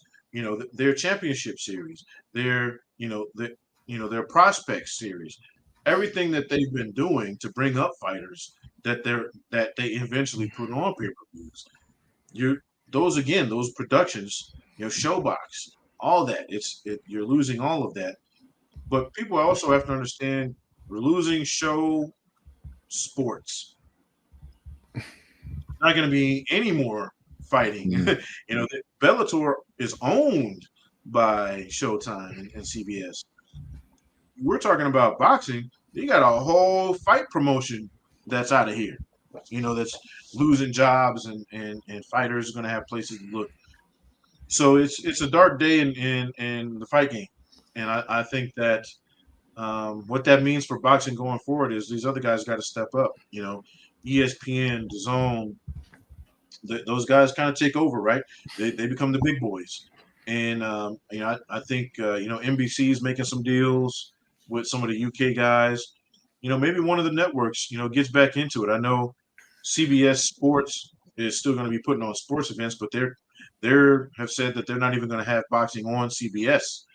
So you got NBC; those guys can kind of come in and probably make some deals. We get I know ABC and ESPN are owned by Disney, so that's the same kind of thing. Maybe put some of those guys together. Maybe another channel like you remember Spike was putting on UFC fights. Maybe you get another channel like that comes along. So I think it opens it up. I just hope whoever takes over really takes into consideration what Showtime was putting on as far as the level of talent they put into the production of their shows. Yeah, that's a fact. Now shut up. If I were DAZN, I'd contact everybody from Showtime that's leaving and say, "Hey, come over." That's the thing I'm going to miss the most, I think, is because the fighters are still going to get fights. They're going to find Al Heyman and PBC. And even if you're not a PBC guy, they will go to another network. They will have those fights. But it's just the aura of Showtime. And even we all look at the Mauro Ranallos, the Al Bernsteins. Yeah, it don't get me wrong. It sucks that those guys are losing their jobs. But it sucks even more so for, as you said, the behind-the-scenes people, all the people that we've never even heard of before, who now have just lost out on a job right before the holidays, and they have to now look and think about what they're going to do. Al Bernstein has already said he's looking to maybe get another job, but at the end of the day, he could just kind of call it a career at this point. He's done a great job for a long time. I'm sure he's got enough financial stability where he could kind of just ride off into the sunset. And if he does that, then he can do that for nobody will have anything bad to say about that. I just worry about the people behind the scenes, the people that we've never heard about, and wonder, because it's not just, as I said, the big name guys who lost their job. It's also a lot of the smaller people behind the scenes. And I just hope that they're able to get a job sooner rather than later, because it's just a tough time in this country and the whole world right now. It's tough because there's a lot of people getting laid off in a bunch of different jobs. So I just hope that they are able to find another spot. But also, I think it speaks to just the times kind of changing a bit. We've seen, I think, with streaming taking over, even illegal streaming, it's I think it's throwing a wrench in all these the plans of all these networks. For Showtime, as you said before, it's not like they were still in the black, as you were saying. It's not that they're in the red by a ton or anything like that. But I think that some of their numbers weren't the same as they were before, and that's not just them. I know ESPN Plus just put out a report for ESPN that ESPN Plus is losing them millions of dollars right now. And it seems like a crazy, and then ESPN's able to kind of recoup that because on the network television and with Disney, they're able to make that money back. But on the streaming services on ESPN Plus, they're actually losing money right now. We've seen DAZN has lost money before on fights and stuff like that. So it's tough. I just hope that we are able to get a firm landing spot for all these fights. And one thing I wonder about too is, a guy like Boots Ennis, where does he go now? Because he was signed exclusively to Showtime. So clearly that's not going to happen anymore. Does he just become a free agent? Does he follow along just wherever the other PBC guys go? Does it become a bidding war? Because if it becomes a bidding war for a guy like Boots Ennis, Eddie Hearn, I think, will come out, Bob Arum. Those guys are putting out a good chunk of change to try to get him on their roster too. So I think first of all, I wanted to give just obviously our thoughts with all the people who lost their jobs. But then with the fighters. It's a lot of very talented fighters out there, and some have been inactive, but still a lot of big name fighters out there who are now going to be looking for a place to fight going forward. Yeah, I think, like you said, that they'll find a place, right? Jesus, what's happening, baby? I think they'll find a place because boxing always has a place in America's hearts, right? It's kind of like baseball. Like baseball's never going anywhere. As boring as that is to watch. Joking. But no, you're not joking. It's all good. Don't worry about it. If you like baseball, it's all good too. But I'm just not too big of a fan. But for sure, I think there are sports, especially combat sports. I don't think they're ever going anywhere, right? Mm-hmm. It's why as far back as the gladiators, right? People will watch. People are going to show up in droves to watch other people punch each other in the face or kick each other or whatever, right? We're human. We like that shit. It is what it is.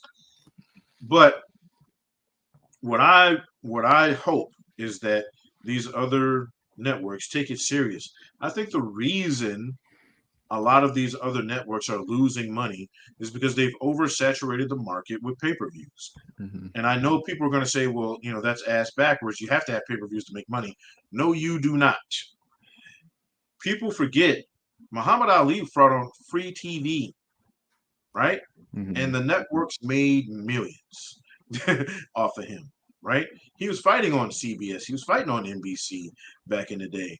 Yes, he would put on, of course you have these pay-per-views, and Don King came into the, arena, and you make a lot more money that way. But those were one-offs. You know what I mean? Even the bigger names, right? These guys would fight on HBO, Showtime, ESPN, and then have their big pay-per-view against the other super big name guy, right? Hell, Roy Jones fought on fucking ESPN back in the day. Like, come on, bro. Mm-hmm. Then he would have his pay-per-views, right? He fought on HBO. And then he'd have the pay-per-view event. James Toney, who we've interviewed, he one of his biggest fights was on HBO After Dark, bro. Like, Mm-hmm. You know what I'm saying? So boxing after dark. So people got to understand, not every fight needs to be pay-per-view. And the reason you're losing money on that is because you're constantly putting all these fights on pay-per-view. People are like, yo, man, I just don't have the money to dish out an additional $70, $80, $90, right? Even 50, even the ones that are like $50. Nah, put that shit on your network. People Mm-hmm. will show up, watch it. Just put it on the network. It doesn't have to be, I think the streaming and the oversaturation of pay-per-views is what's killing these networks financially more than I think the actual events are. Showtime, they kept their platform. They were still doing, the Showbox, all that. Then they would have the big time pay-per-views when the big names show out. And that's why they kept making money. So to me, that's what kind of boggles my mind a little bit. You get fights like, Tank and Ryan do astronomical numbers, Yeah, your other pay-per-views might not hit those numbers, but you're still making money off of them. Mm-hmm. Because you're Showtime, and you still have your subscription base that people are going to pay for to watch, the regular fights. So I think that's the formula that's killing the sport, I guess you could say, in any way. It's, nobody wants to have. We were talking. There was a weekend where there were like 4 fucking pay-per-views on the same damn day. Mm-hmm. Like, what? I'm not paying. Mm-hmm. That comes out to, it was like $230 if you wanted to watch all fucking 4 events. Get out of here, bro. Mm-hmm. Yeah, that's the thing, is I think boxing fans pay more. You look at like just the NFL, if you're gonna pay for the NBA games or the NFL games. If you're a boxing fan and you want to watch every pay-per-view, never mind if you want to add the UFC or MMA in too. You're looking at, I haven't even added up, but I'd assume it's even over $1,000, more than that, I'm sure, every year just to consume these top fights. And a lot of these fights still are fantastic fights, but it goes back to the point where a lot of these fights we've mentioned, even a Benavidez plant, a really, really good fight. Benavidez, Andrade, really, really good fight. To Jesus M's point, Devin Haney, Regis, Prograis, all really, really good fights. But if you were to go by the HBO model, those would have been HBO broadcasts. Those wouldn't have been HBO pay-per-views. Even more so when you have like Luis Ortiz, Andy Ruiz, Luis Ortiz, Charles Martin, Mario Barrios, Keith Thurman. Those are all fights I was interested in. I wanted to see every single one of them. but I think maybe not for the price that they were. And I think that just speaks to your point where we're seeing a lot of those fights. And I think that's where boxing, it's already a niche sport, but it becomes even more so, and the crowd of boxing becomes smaller and smaller because you're not growing some of these guys. Even somebody like Boots, who's fought on some of these pay-per-views, but let's say if he has 3 fights a year and he's fighting on regular Showtime and he's getting all these main event dates time after time, you're able to organically build his name up because he's a big name, but he should be a name where everybody, sports fans, should know who he is, and he's just not quite at that point yet. But shout out to Jesus Sam. I think that's the same exact scorecard I had too for the Tim Mendoza fight. I think it's very close at 8-4. A very competitive fight, should I say. I think Tim was a clear winner, but I think I had it 8-4 that way also.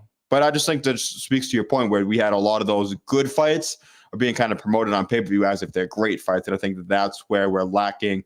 Let's be real. Us hardcore fans, we're going to buy all these fights. We're going to watch all these fights anyways. But it's the growing of the fan base. And especially when it's so easy to even if my dad say right here, 2 pay-per-views a month at $80 each is $2,000. So it's at least $1,000 to $2,000, somewhere in that kind of frame right there. But just interesting because I think when you look at it, as you're saying, yep, Tim was throwing punches 1-4. He was, I think Mendoza clearly, or Mendoza did good early, and then Tim clearly pulled away afterwards. But I think at the beginning of this, Jesus, if you want to watch the replay, we kind of touched all on that fight too. So if there's any other questions you have on that, I think we probably might have answered it. You can still drop them down below, but you feel free to go back and check out because we spent a long time talking about Tim Tszyu also for sure. One of my favorite fighters to watch now.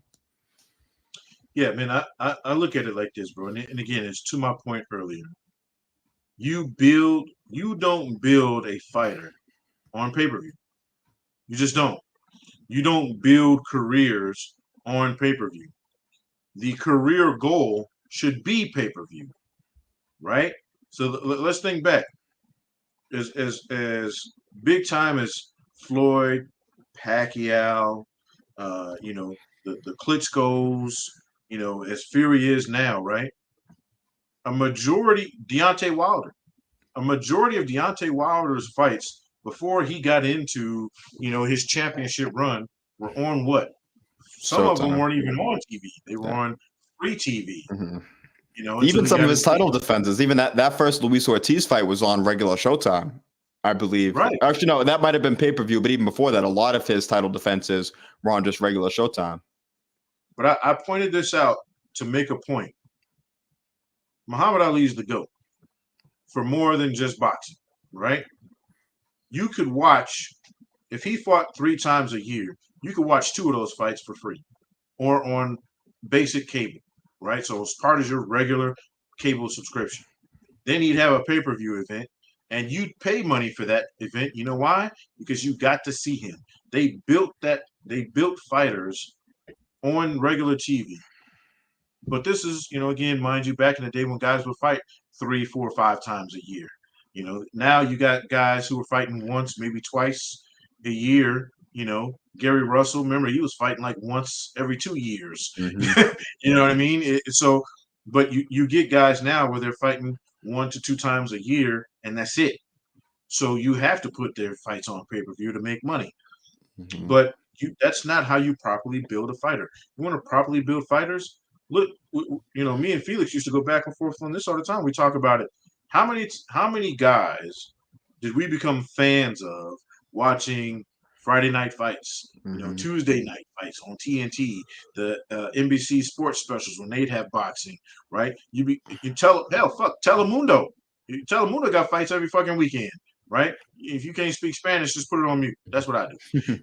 But you become fans of these fighters when you don't have to pay a shitload of money.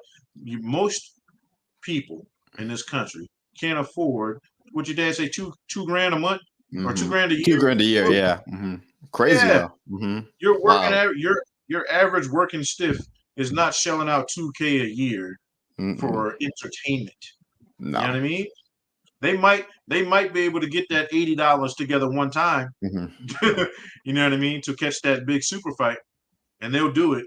But that's that one, right? They're not doing that shit every fucking month. No. You want to build a fighter, you want to get people to know him, you have to make him available to people first. Then you can drub us over the head later. Yeah, and to go to Jesus' point too, I think these fighters expect. I'm all for. I will never say that if fighters are overpaid because I think you are worth whatever you negotiate, and I don't think a fighter can ever be overpaid because they put their life on the line. But when you go by the numbers, I think what he's saying is a lot of these fighters, the money that they're asking for, you have to then put the fight on pay-per-view to try to make that money back. Because if you put it, if you're going to pay somebody a few, even like a Keith Thurman, part of the reason he's been inactive recently is because he wants those big $5-10 million paydays, and you're not going to make that on regular Showtime right now. So that's why, or I mean, going forward too, because Showtime's going to be gone, but on any network going forward. So I think that's why a lot of these guys have been inactive because they've been looking for those certain big paydays. And as you said, even when they fight, it's going to have to be a pay-per-view, even if it's not a pay-per-view worthy fight. And then I want to touch on, because I missed Fred Jesus' comment earlier. So I think you're saying you had the fight 6-6. So I had the fight 7-5, I think. I gave Mendoza rounds 1, 3, 4, because I do have my score cut up here now. 1, 3, 4, 6, and then I gave him the 12th round because Tszyu kind of let off the gas a bit. So I see what you're saying. I thought Tszyu won the second round. I thought he landed some good shots in there. So I actually had it 7-5. So I don't know about 6-6. I thought the second round Tszyu did win, but I do think after that, besides those, I think all of your rounds were right on the money. And the last comment I'll make on Showtime, then I'll give you one more chance to comment on it, is that you could say the numbers were down on the regular Showtime broadcast. I think some of them were pulling in the 100,000s for viewers, but you do want to have more than that. But I saw a stat just the other day where out of the 20 most watched broadcasts or 20 most watched things on Showtime since the beginning of 2022, 13 of them were boxing events. So it still does show that boxing, it shows maybe that it was the brand of Showtime diminishing and hurting boxing more than I think it probably was boxing hurting the brand of Showtime, is kind of how I wanted to phrase that. I'll put it to you like this. The only thing I watched HBO for after they stopped putting fights on was Game of Thrones. That was it. Mm-hmm. You know, and everything else was like, I'm not that interested. If I watch it, I'll watch it. If I'm interested, I'll look it up later. Mm-hmm. But when it comes to live sports, I don't think there's anything as entertaining as the sport of boxing.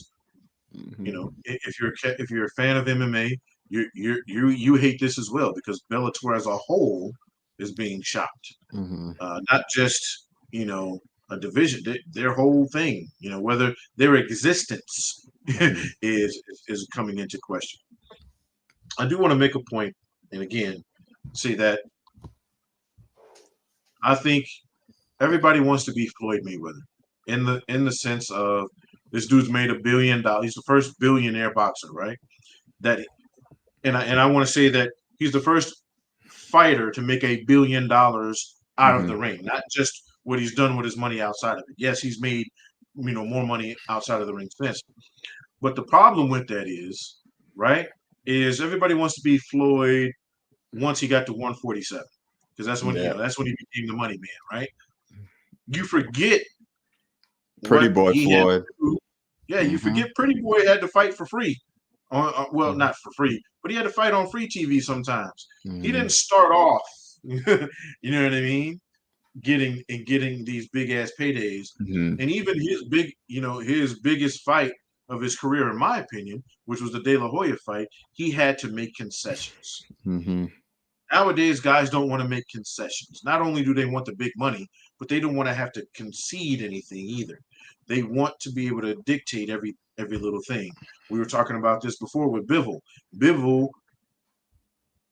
negotiated his way out of another big ass payday because he wanted to be able to tell Canelo what to do. Come on, bro. Mm-hmm.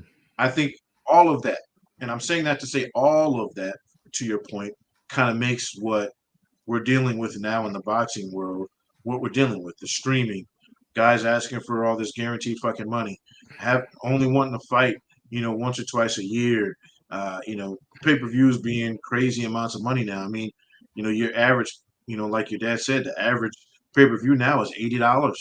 You know what I mean? Mm-hmm. And that's for the regular guy. That's not even for the, you get Tank coming back, you're paying $100 for that. So, I think all of it is a problem.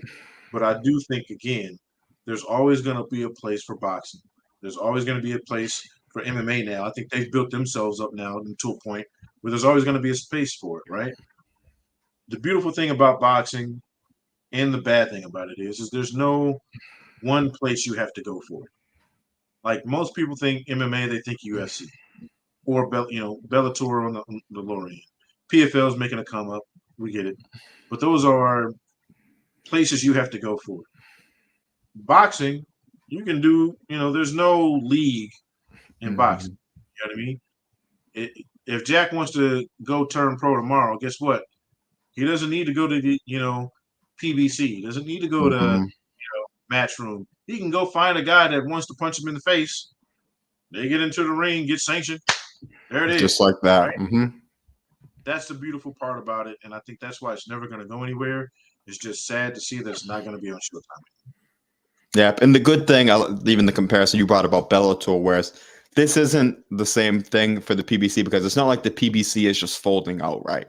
All they're going to do is they're going to take their time, and they've been on other networks before. Like they had, I think they were on NBC before. They had some fights on Spike before. So Heyman has done this before, where he's bounced around through networks. So the Amazon Prime thing they've talked about. Now I'm hearing that even Amazon just wants to be more, which further to our point we just mentioned, is they're looking to be in the big pay-per-view business, but they're not really interested in having the free fights per se. Where I'm sure they're like, yeah, we'll take Tank, we'll take Canelo. But some of these guys, like as we said, the Tim Tszyu, Erickson Lubin, a fight like that, they might not be as interested in just because it's not just the whole casual appeal and things like that. But I'm hoping that we get somebody, and I'm sure we will. It would be cool if they got onto a DAZN or an ESPN. It just cuts out one more broadcast and makes it easier for fights to happen. But one way or another, they will get to another platform. And I just hope that the model that platform builds is a sustainable model, like you said, which without a lot of these pay-per-views going forward, because we're suckers, we'll buy them anyways. But a lot of people look, and even some of these other pay-per-views, like Tyson Fury and Ngannou right now, I'll say it. I'm not going to pay $80 or whatever it is for that, especially in this day and age where I'm not saying I'm doing this because I can't come out and say it, but this day and age when you can type in a certain thing on certain websites, you can get these fights for free. Other people, again, not saying that we're going to do it or anything, can easily navigate those websites and know exactly how to get into those things and watch those fights for free. It's an easy alternative when you don't want to have to pay for a fight. Bro, if you live close enough, for people in the United States, if you live close enough to the Mexican border, you can get it for free because there's no pay-per-view in Mexico. So if you live close enough to the Mexico border, you get one of those, satellites or whatever, and you can get Mexican TV. You can watch it for free because they put it on regular TV there. To your point, that's a good point that you just brought up, and I want us to make sure we dive into that real quick before we move on. PBC is not, nor do they need to be up for sale. I've seen this conversation where people were talking about they should sell to Dana White. They should, let somebody else take over. And it's like, for what? They have the, outside of Top Rank, right? And the deal Top Rank has with ESPN, they've got all the cars. They just need somebody to say, hey, yeah, we'll put your fights on. Now if they want to sign a deal with Dana White because he's got, some kind of TV deal he can loop $1 million on, maybe they can work something out there. But they don't. Al Heyman doesn't need to sell his company.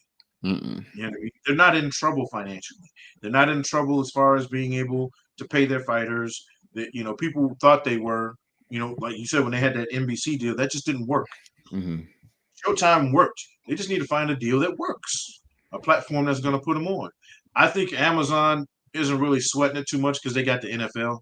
Now they got this Thursday night, and then they got baseball too. I think they got to deal with soccer, if I'm not mistaken. Some of their, but you're right because they put on.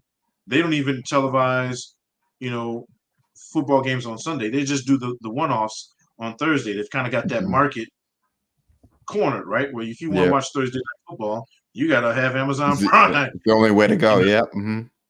Right. I think the baseball and the MLS games that they have specific ones where it's like, if you want to watch these games, you've got to have us. Right. All the rest of them, y'all can have that. So I think you're right. I don't think Amazon's really going to be fucking with too much of the roster. Like you said, they're going to be like, yeah, give us Tank, give us Canelo, give us, if you have a heavyweight fight that's, smoking, we'll take that. Anthony Joshua, maybe, we'll fuck with because he's big time.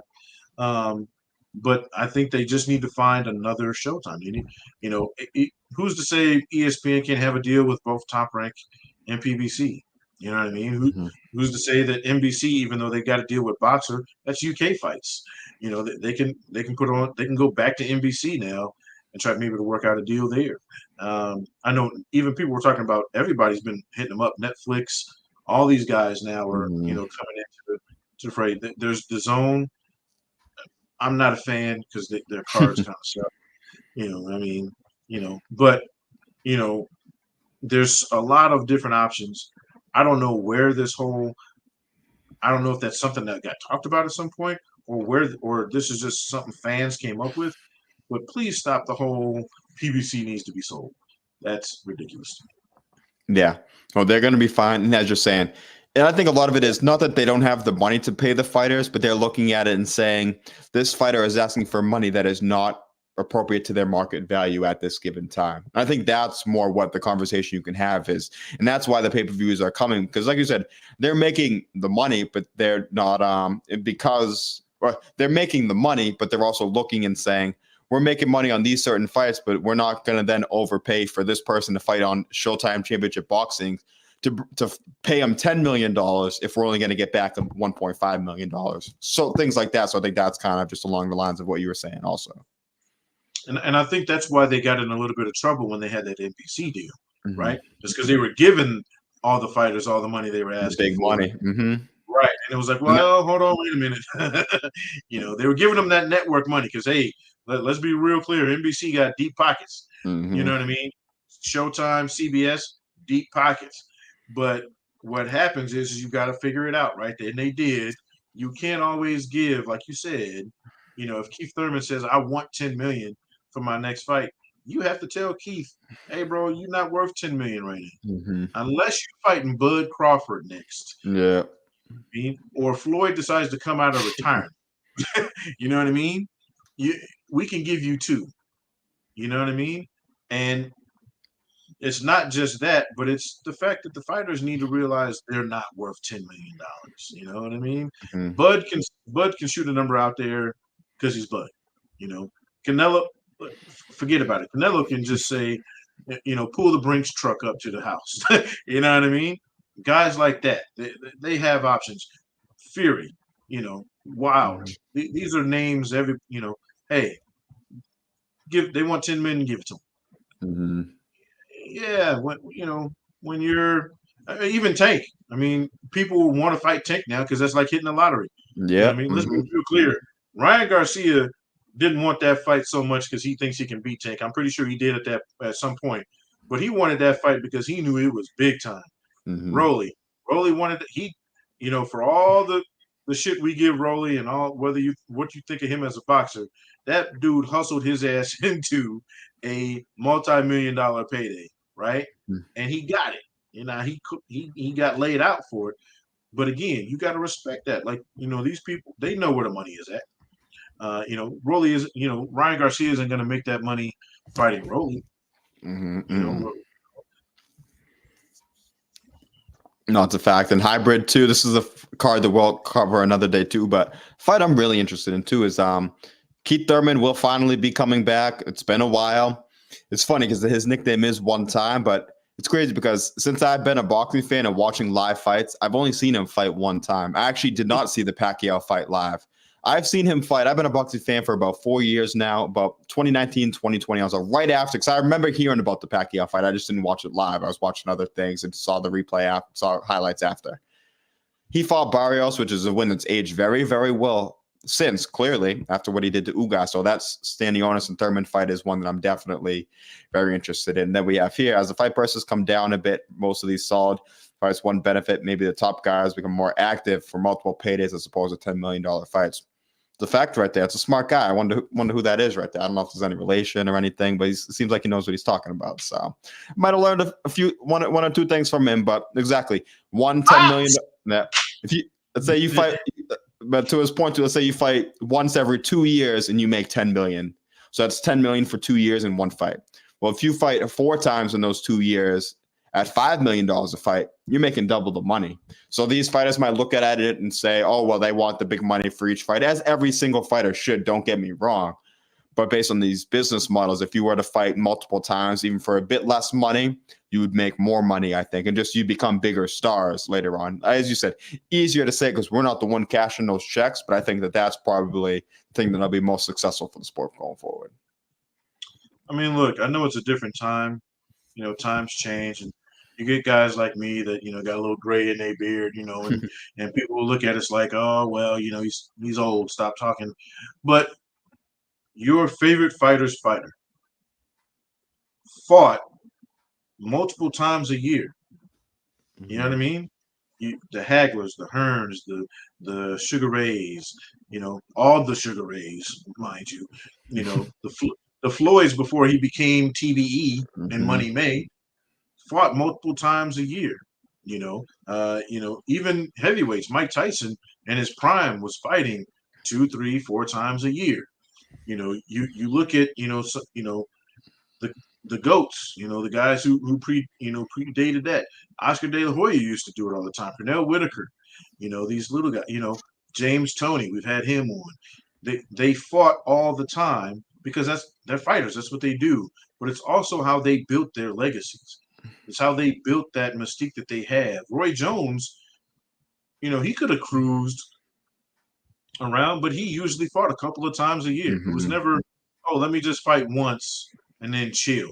Unless you got hurt, unless you got injuries that you got to deal with, right? But most boxers are fighting hurt. They got some kind of ailment they're dealing with, especially when it comes to their hands. But, unless you get serious hand injuries, most of these guys are fighting 2 or 3 times a year. And Tyson, I believe it was when he was right before he became a pro. That's probably right. You know what I mean? He's fighting all the time because that. And then how do you get better? Iron sharpens iron, bro. You know what I'm saying? I guarantee you, if you take some of these guys who are having these, 1 to 2 year fight a year kind of guys, and they have fights that are closer than they need to be, maybe if you fought a little bit more, people give shit to Chavez because he had. I mean, look, there's a lot of questionable things that went on in his record, but know what? You can't say that he wasn't doing fighting. He was fighting all the time.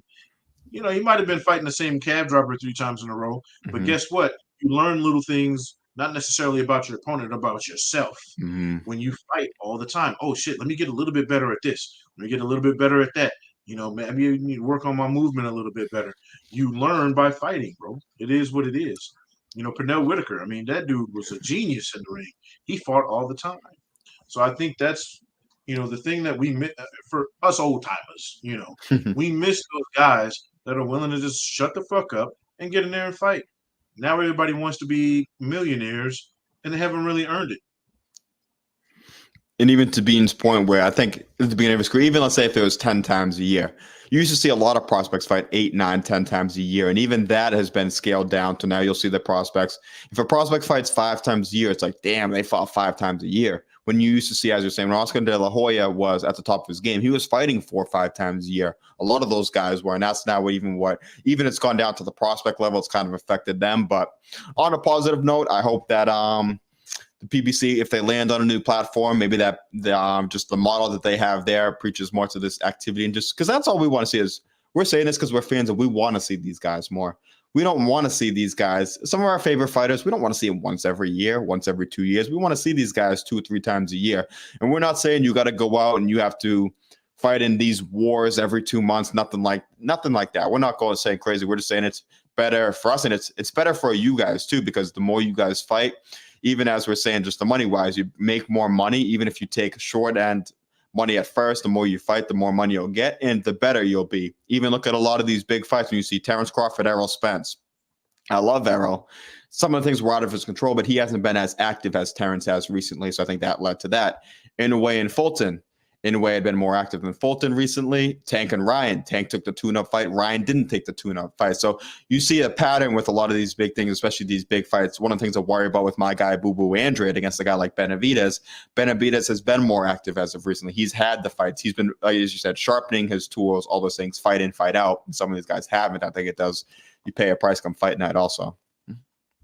Yeah, I mean, look, bro, you're never – and I think most guys don't do it because they're scared to take an L, right?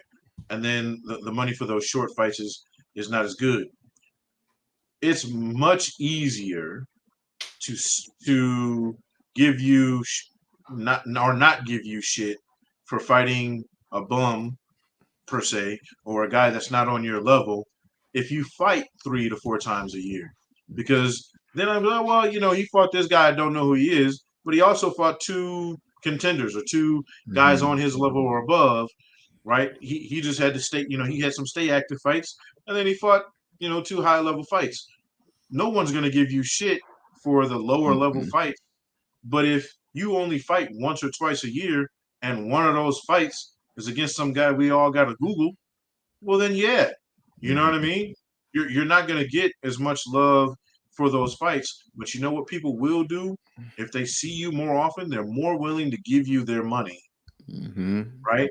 And I say this I don't understand why people don't understand this. If I got to see you for free once and you put on a hell of a show, right? Or I didn't have to pay any more money. Like you fought on a platform I'm already paying for, right? Like ESPN Plus or whatever. You put on a hell of a show. I'm more willing to give you my money. You know what I'm saying? That when that pay-per-view comes around, because I'm like, oh yeah, that dude, I gotta, yeah, fuck that, I'll take my money. That's why Floyd could demand the money on pay-per-view every time, because we had already seen it. We already knew what we were gonna get. Manny Pacquiao, we already know what we're gonna get, right? Fury, all these guys that are at Canelo right now. Again, everybody's gonna pay to watch Canelo because, hey, we know what we're gonna get, right? How many fights Canelo got? Not all the motherfuckers was on pay-per-view. Trust me, he had a whole.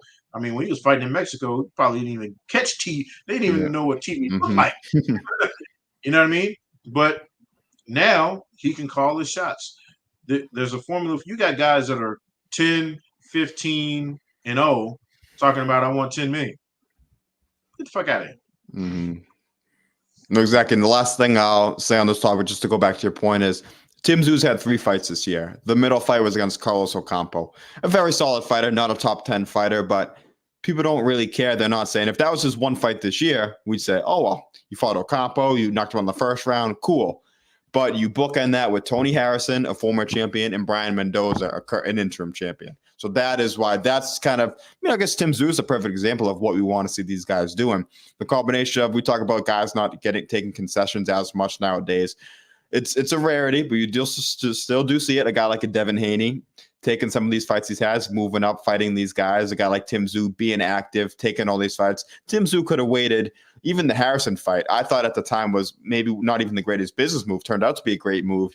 Jermell gets hurt. He could have waited for that fight, fought an easy opponent. He's like, nah, I'll fight Tony Harrison, the only guy to beat Jermell. Those are the kind of things that we want to see moving forward. And I think that just hoping that obviously those guys can lead and other people can follow those guys. I think it's Tim Tszyu. Clearly what he's doing is paying off for him. Devin Haney, clearly what he's doing is paying off for him. I hope other guys see that and follow suit.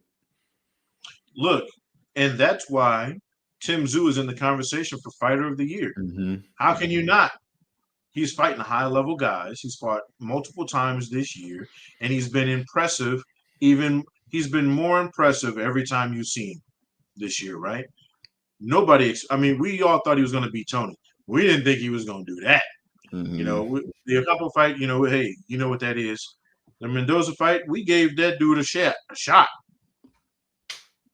So it's everything you just said. Yes. And then, you take these guys that are fight. If you look at least in my opinion, all of the guys that I have on my Fighter of the Year as contenders fought multiple times this year. Canelo has fought multiple times this year. The only one I have on there that isn't is Bud, because I thought he was going to fight again. We'll see how that works. I think if Bud fights again, you might have to put him in it anyway if he fights again, right? Because of the level of the fight that they had and who they beat. You got to have them in the conversation. But it's for me, it's the guys that have beaten quality guys a couple of times. That's a fact. We got what in the chat. Appreciate you. What when I did the interview with Bob Santos' son Joseph, he was on us asking some good questions. Is Australia becoming more a new boxing scene? I think it is. I think Jeff Horn, kind of opened the doors. Whatever people thought about that decision against Manny Pacquiao, that kind of opened the doors. We saw Kambosos now. Jai Opataya, who's a cruiserweight, he's a bad guy too. In a good way, he's a bad guy. Just he's a fantastic fighter, very skilled guy. He's a cruiserweight, so doesn't get a lot of credit. By far the best cruiserweight in the world, ain't no doubt about it. But Tim Tszyu is the real superstar. And I think he is the one that they're going to kind of latch on to. And I think if anyone's going to break it and make a complete boxing scene, I think Tim Tszyu is that guy. And he's already on his way to doing it. I think Australia's always had a boxing scene. It might be new to the mainstream. Yeah, I guess is what one was asking, right? As far as mainstream boxing, they've I wouldn't say new. They're just a resurgence. Because you had Tszyu's daddy. You've always had guys from that region, New Zealand, Australia, that part of the world that, every now and again they come around. But I think Tim Tszyu and, with Kambosos and all that, they've made it popular now, right? But I think that when you look back at the history, I'm old, so I know, there's a whole bunch of guys that come from Australia that have been champs or put on great shows. I think, for the newer crowd, it's growing because of Tim Tszyu and Kambosos and all that. And I'm here for it, bro. Like you said, Jeff Horn, no matter what you think of, that fight, and that production was great. And another thing you have to look at how many people showed up, bro. The Kambosos fight. How many people showed up for that shit? The zoos. People show. These guys might not all be from that area, but you look at like Australia, New Zealand, UK. The Maloney brothers, Another guy to throw in there too is Liam Wilson, who had a hell of a fight with Navarrete, is another guy in there too. So as I said, a lot of talent. So even there's other guys. Just so we don't miss anybody, we'll just say we'll cover everything. There's other guys we could mention too, but overall, without a doubt, they're multiple fighters. Not just the champions of the world. There are a lot of other great fighters that they have too, for sure. Yeah, I mean, I think that, but to your point, I think that it's definitely more popular now, but they've always had good fighters. No, that's a fact. And then it's about 2 hours, so we're about running down, but we want to just, before I introduce a new topic that we'll kind of touch more on next time, we'll just run through. We're not going to really talk much about these. If anything crazy happens in these fights, we'll touch on them next week. But 2 main events on the zone tomorrow night. One we have during the afternoon for us, because it's in the UK, is Jack Catterall will be fighting against Jorge Linares.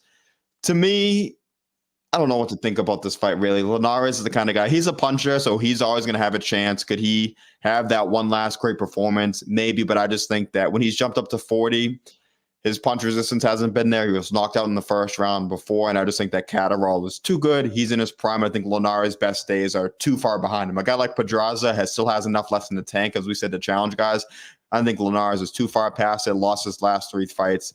I do think it could be a sneaky fight. I think he can go the distance and kind of do some things, but I don't think he has a real shot to win that fight. Hope I'm wrong. It would be great to see him get the win. Then we have Alexis Rocha and Gio Santillan.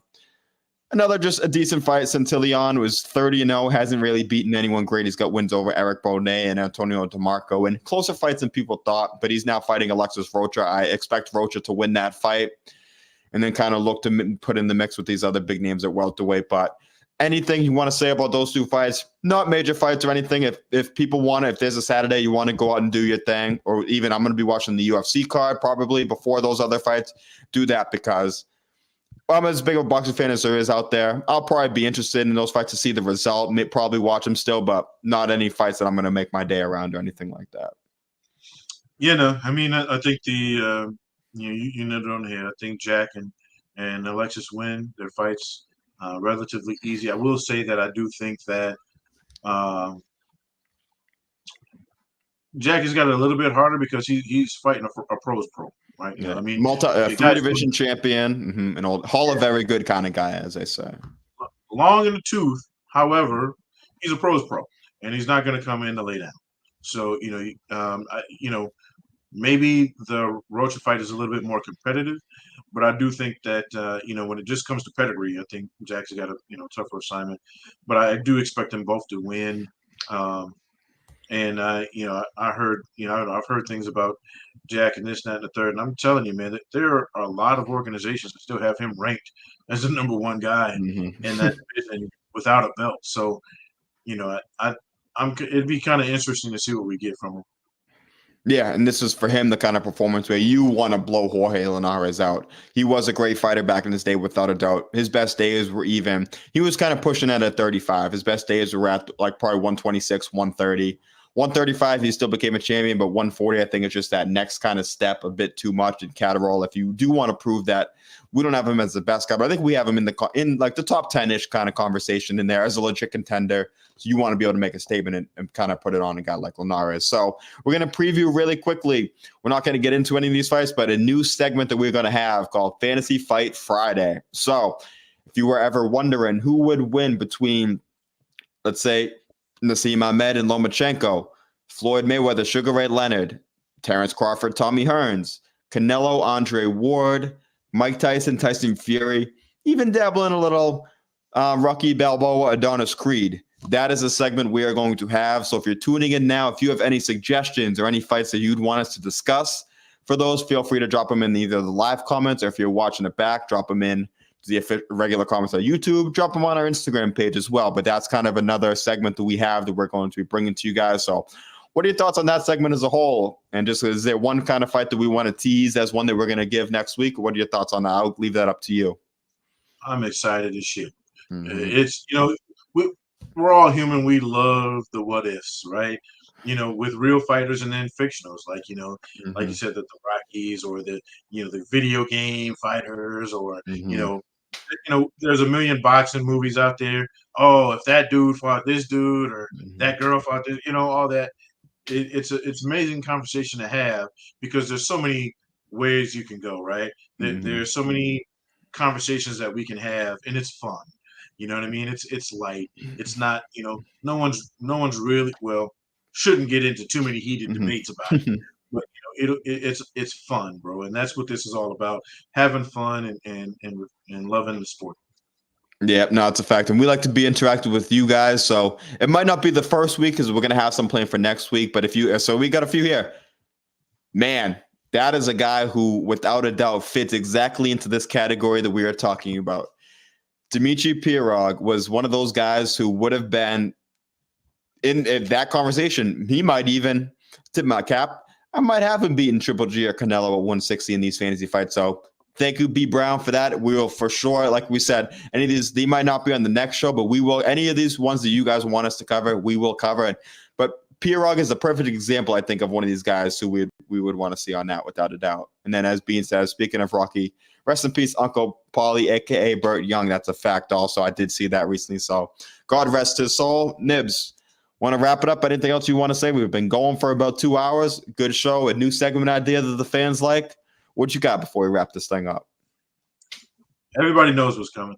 If you've been watching us, been fucking with us for the past 11 week, shows, even before on just the regular ITR shows. Look, man, there are guys out there, that are fighting, that don't have big money productions behind them. They are starting out brand new.